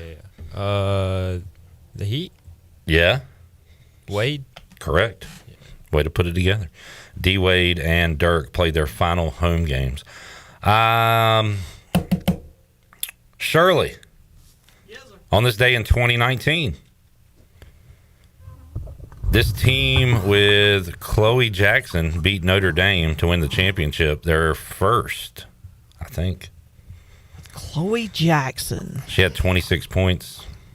They were coached by a little firecracker woman that wears crazy clothes. Kim Mulkey? Yeah. Oh, so LSU? No. No, that would have been Baylor. Baylor is She would have correct. been it was Baylor first. Let's see. On this day in 2014, Shabazz Napier led this team to a college basketball championship. Y'all might not know him. He didn't play a lot in the NBA. I don't even know who that is. In what year? 2014. Were you born then? So Kimba won for him a few years prior to that. What? UConn? UConn. Yep. Shabazz Napier was the point guard on that team. How about this? In 2008, on this day, Kansas beat this team in the championship. The team they beat was led by Derrick Rose. Do you know where he went to college? Memphis. Correct. What former Miami Heat guard hit the three-pointer to send it into overtime? Ray Allen. No. Bro, it's not Ray Allen? No, he went to UConn years earlier. 2008 Kansas. This guy was like a six-man, maybe. He started some for him. Miami Heat, you said? It seems like they used to bully him a little bit. I don't know. Oh, Mario Chalmers? Yeah. Mario Chalmers hit a clutch three to send that to overtime. All right. On this day in 2003, this freshman led Syracuse to a championship and went on to be correct. Carmelo Anthony in his 1 year at Cuse. That's the real Melo. That's fair. LaMelo. That's fair. Let's see. Anything else here that y'all would know? That might be about it. I got some more trivia for y'all, though. I'll do in a second. Ron Ayers has starting a drive coming up April 11th. The Officer Down Memorial Ride to benefit the Officer in Need Fund. It's April 11th. The registration starts 9 a.m. and kickstands go up at 11 a.m. Starting at Ron Ayers Motorsports, 1929 North Memorial Drive in Greenville. $25 donation per rider. Donations are appreciated. All bikes are welcome, and that is to support local law enforcement officers in need. Saw this today. We'll get all three of y'all involved here. Can you guys and gal name the 5 schools that have won both a men's and women's national championship? UConn? Yeah. That's one. Is South Carolina in there? They have not won a men's. UCLA is correct. 3 more. No women's. I don't watch women's. Well, name some men's champions. Let's see. Well, all these teams. Would Syracuse? I don't know. Cuse has not won a women's. LSU has not won either. Is State in there? State has not won a women's. Carolina. Charlotte Smith hit a 3-pointer, Shirley, in 1994 or something like that, around that time. All right, 2 more. Duke? Who? She said Duke. Duke has not won a women's. Basketball, though. Oh, no. So, one is in the Big 12, one is currently in the Big 10. But when they won, they were in the ACC, however.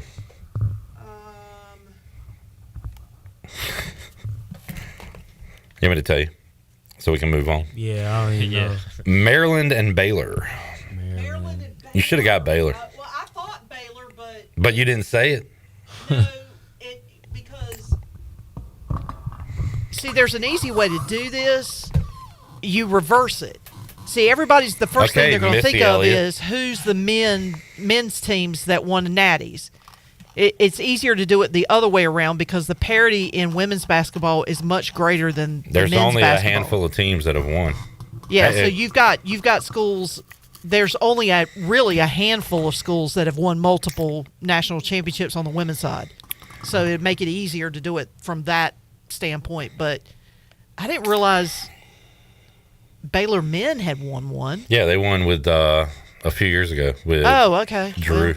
Well, somehow I forgot that one. But all right. Maryland makes sense. Avery, Josiah, I'm going to name the year and the school. You tell me the running back that was the first running back drafted that year in the draft. So 2016, Ohio State selected 4th overall. Zeke. Zeke is correct. 2017, also 4th overall, LSU. Leonard Fournette. Correct. Oh, yeah. 2018, 2nd overall. I'm not going to tell you where he went to school. 2018? Yeah. Penn State. Saquon? Saquon is correct. 2019, 24th overall, Alabama. A lot of Bama bucks. Najee? No. He was 2021. Also 24th overall. So this guy never mind. drafted by the Raiders. 2019. I don't know. I'm not going to lie. Josh Jacobs. Josh Jacobs, yeah. 2020, LSU drafted 32nd overall. Kind of a random guy now. Clyde Edwards-Helaire. I used this one at trivia last night. 2022, the first running back drafted was not until 36th overall, went to Iowa State. I don't know. Y'all ain't ready for prime time. Breece Hall. Okay. 2023, 8th overall, Texas. Why can't I think of where he went to school? Bijan. Did not know this. 2024, did he go to Texas or Oregon? He was drafted 46th overall. Where did this guy go to college? It's either Texas or Oregon. He went to Texas and has been hurt his entire NFL career. Jonathan Brooks. Yep. And last year, first running back selected was? Ashton. Yep. This year it'll be Jeremiah Love, most likely. Y'all need to come out and buff up on your sports trivia. Come to go to OTs on Wednesday night. I'll be there. OTs? Yeah, Overtime Tavern across from Sheets. All right. I'll be there 8 o'clock tomorrow night, cooking up some sports trivia. And we do that each and every. I'll be at Dirty Dan's this Sunday for the second time doing trivia out there. Let's take a look at our Buccaneer Music Hall scoreboard. Looks like we had some participation going on. Scott and Jamie were participating in the trivia there. Coming up tonight, Hornets with a big one. They are in a log jam for the final, 5 playoff spots? The Raptors have a half-game lead over the Sixers, Hornets, and Magic for the 6th spot. Miami, 15. They are a game and a half back of the Sixers, Hornets, Magic. Right now, Charlotte is 8th. They got the Celtics coming up tonight. Celtics not really playing for anything. They are kind of locked into that 2 seed, so maybe they should rest some guys. That one's coming up 8 o'clock on NBC and Peacock. Hurricanes in action tonight as well, and again, they just kind of continue to play out the string here. They are locked in. They've got the most points in the Eastern Conference, so could get home ice throughout. They have 104 points on the season. They've had a fantastic regular season, but as we know, it's all about what they do in the playoffs. They got the Boston Bruins coming up tonight, 7 o'clock on ESPN+. Baseball tonight, my Braves took it on the chin last night. Chris Sale had a meltdown. I already texted Brandon Golden and said, remind me to Talk about Chris Sale's meltdown last night on the mound. He walked in a guy, hit a guy, then score a run, and then freaked out. But they play tonight against the Angels. Right now, the Orioles lead the White Sox 4-2 in the 8th inning. O's looking for their 5th win of the year. Diamondbacks on top of the Mets 3-2 in the 6th inning. Earlier today, a solid start from Gavin Williams, the former Pirate. Went 5 2/3. He struck out 8, did walk 5, got to get that number down, and only allowed 1 hit. It was a solo home run. Sean Armstrong pitched the 8th inning for Cleveland, the former Pirate. He walked 2 batters, but also struck out 2 batters, did not allow a run, and the Guardians win it. They moved to 7-5 on the year. Gavin's ERA now at 2.04. Allowed some runs the first time around, blanked the Dodgers last week, and now a pretty good performance today. So Gavin pitching well. Let's see what Norby and McCullough and the Marlins, they got the Reds tonight. Marlins are 6-4, off to a pretty good start. Burley and the Cardinals taking on the Nationals coming up tonight. Jake Agnos's Rockies. Where are the Rockies? They play the Astros coming up. We'll talk some baseball with Josh Groves, former Pirate pitcher, now in the Diamondbacks organization, coming up on Wednesday. And Ryder Giles, former Pirate, now a coach at Elon, will join us as well. We'll talk Masters and ECU golf with Kevin Williams coming up on Wednesday's show, along with our regulars Ken Watlington and Donnell Coley from the Daily Reflector. Later this week, Sam Hennett going to join us. The former Pirate sharpshooter will forever be remembered for dropping 30 on NC State when East Carolina beat State. Sam will join us to talk about his beloved Charlotte Hornets, the tournament, and give us some Coach Mack stories as well. Got him coming up later this week. We've got Jarrett talked to a Broncos reporter about Jaquan McMillan and also Michael Malone becoming the new coach at North Carolina. We'll have that interview. I talked to Miss ECU today, Maya Mixon. We'll have that interview coming up later this week as she is about to relinquish her crown as her year is about over. When are you going to relinquish your crown as Mr. ECU? I think a long time ago, Shirley. I think when they fired me from PA, I lost my crown. Okay. Yeah. I'm still waiting for my pink slip. It's going to happen eventually. Are you trying to be Miss ECU this year? You should be Miss Barton. Yeah. Well, I mean, go for it. I don't know what that would entail, but I'll have to ask Miss ECU what her responsibilities are so I can figure out if that's something I'd like to do. There we go. We'll see you folks Wednesday, 3 o'clock, all new edition of Pirate Radio Live. For Shirley Rhodes, intern Josiah, intern Avery, and the crew, I am Clip Brock. Talk to you then. Jeff Charles, take us home. Have a great night, Eastern Carolina. Thanks for listening to Pirate Radio Live, an exclusive presentation of the voice of the Pirate Nation. This is Pirate Radio, WGHB Farmville, 1250 at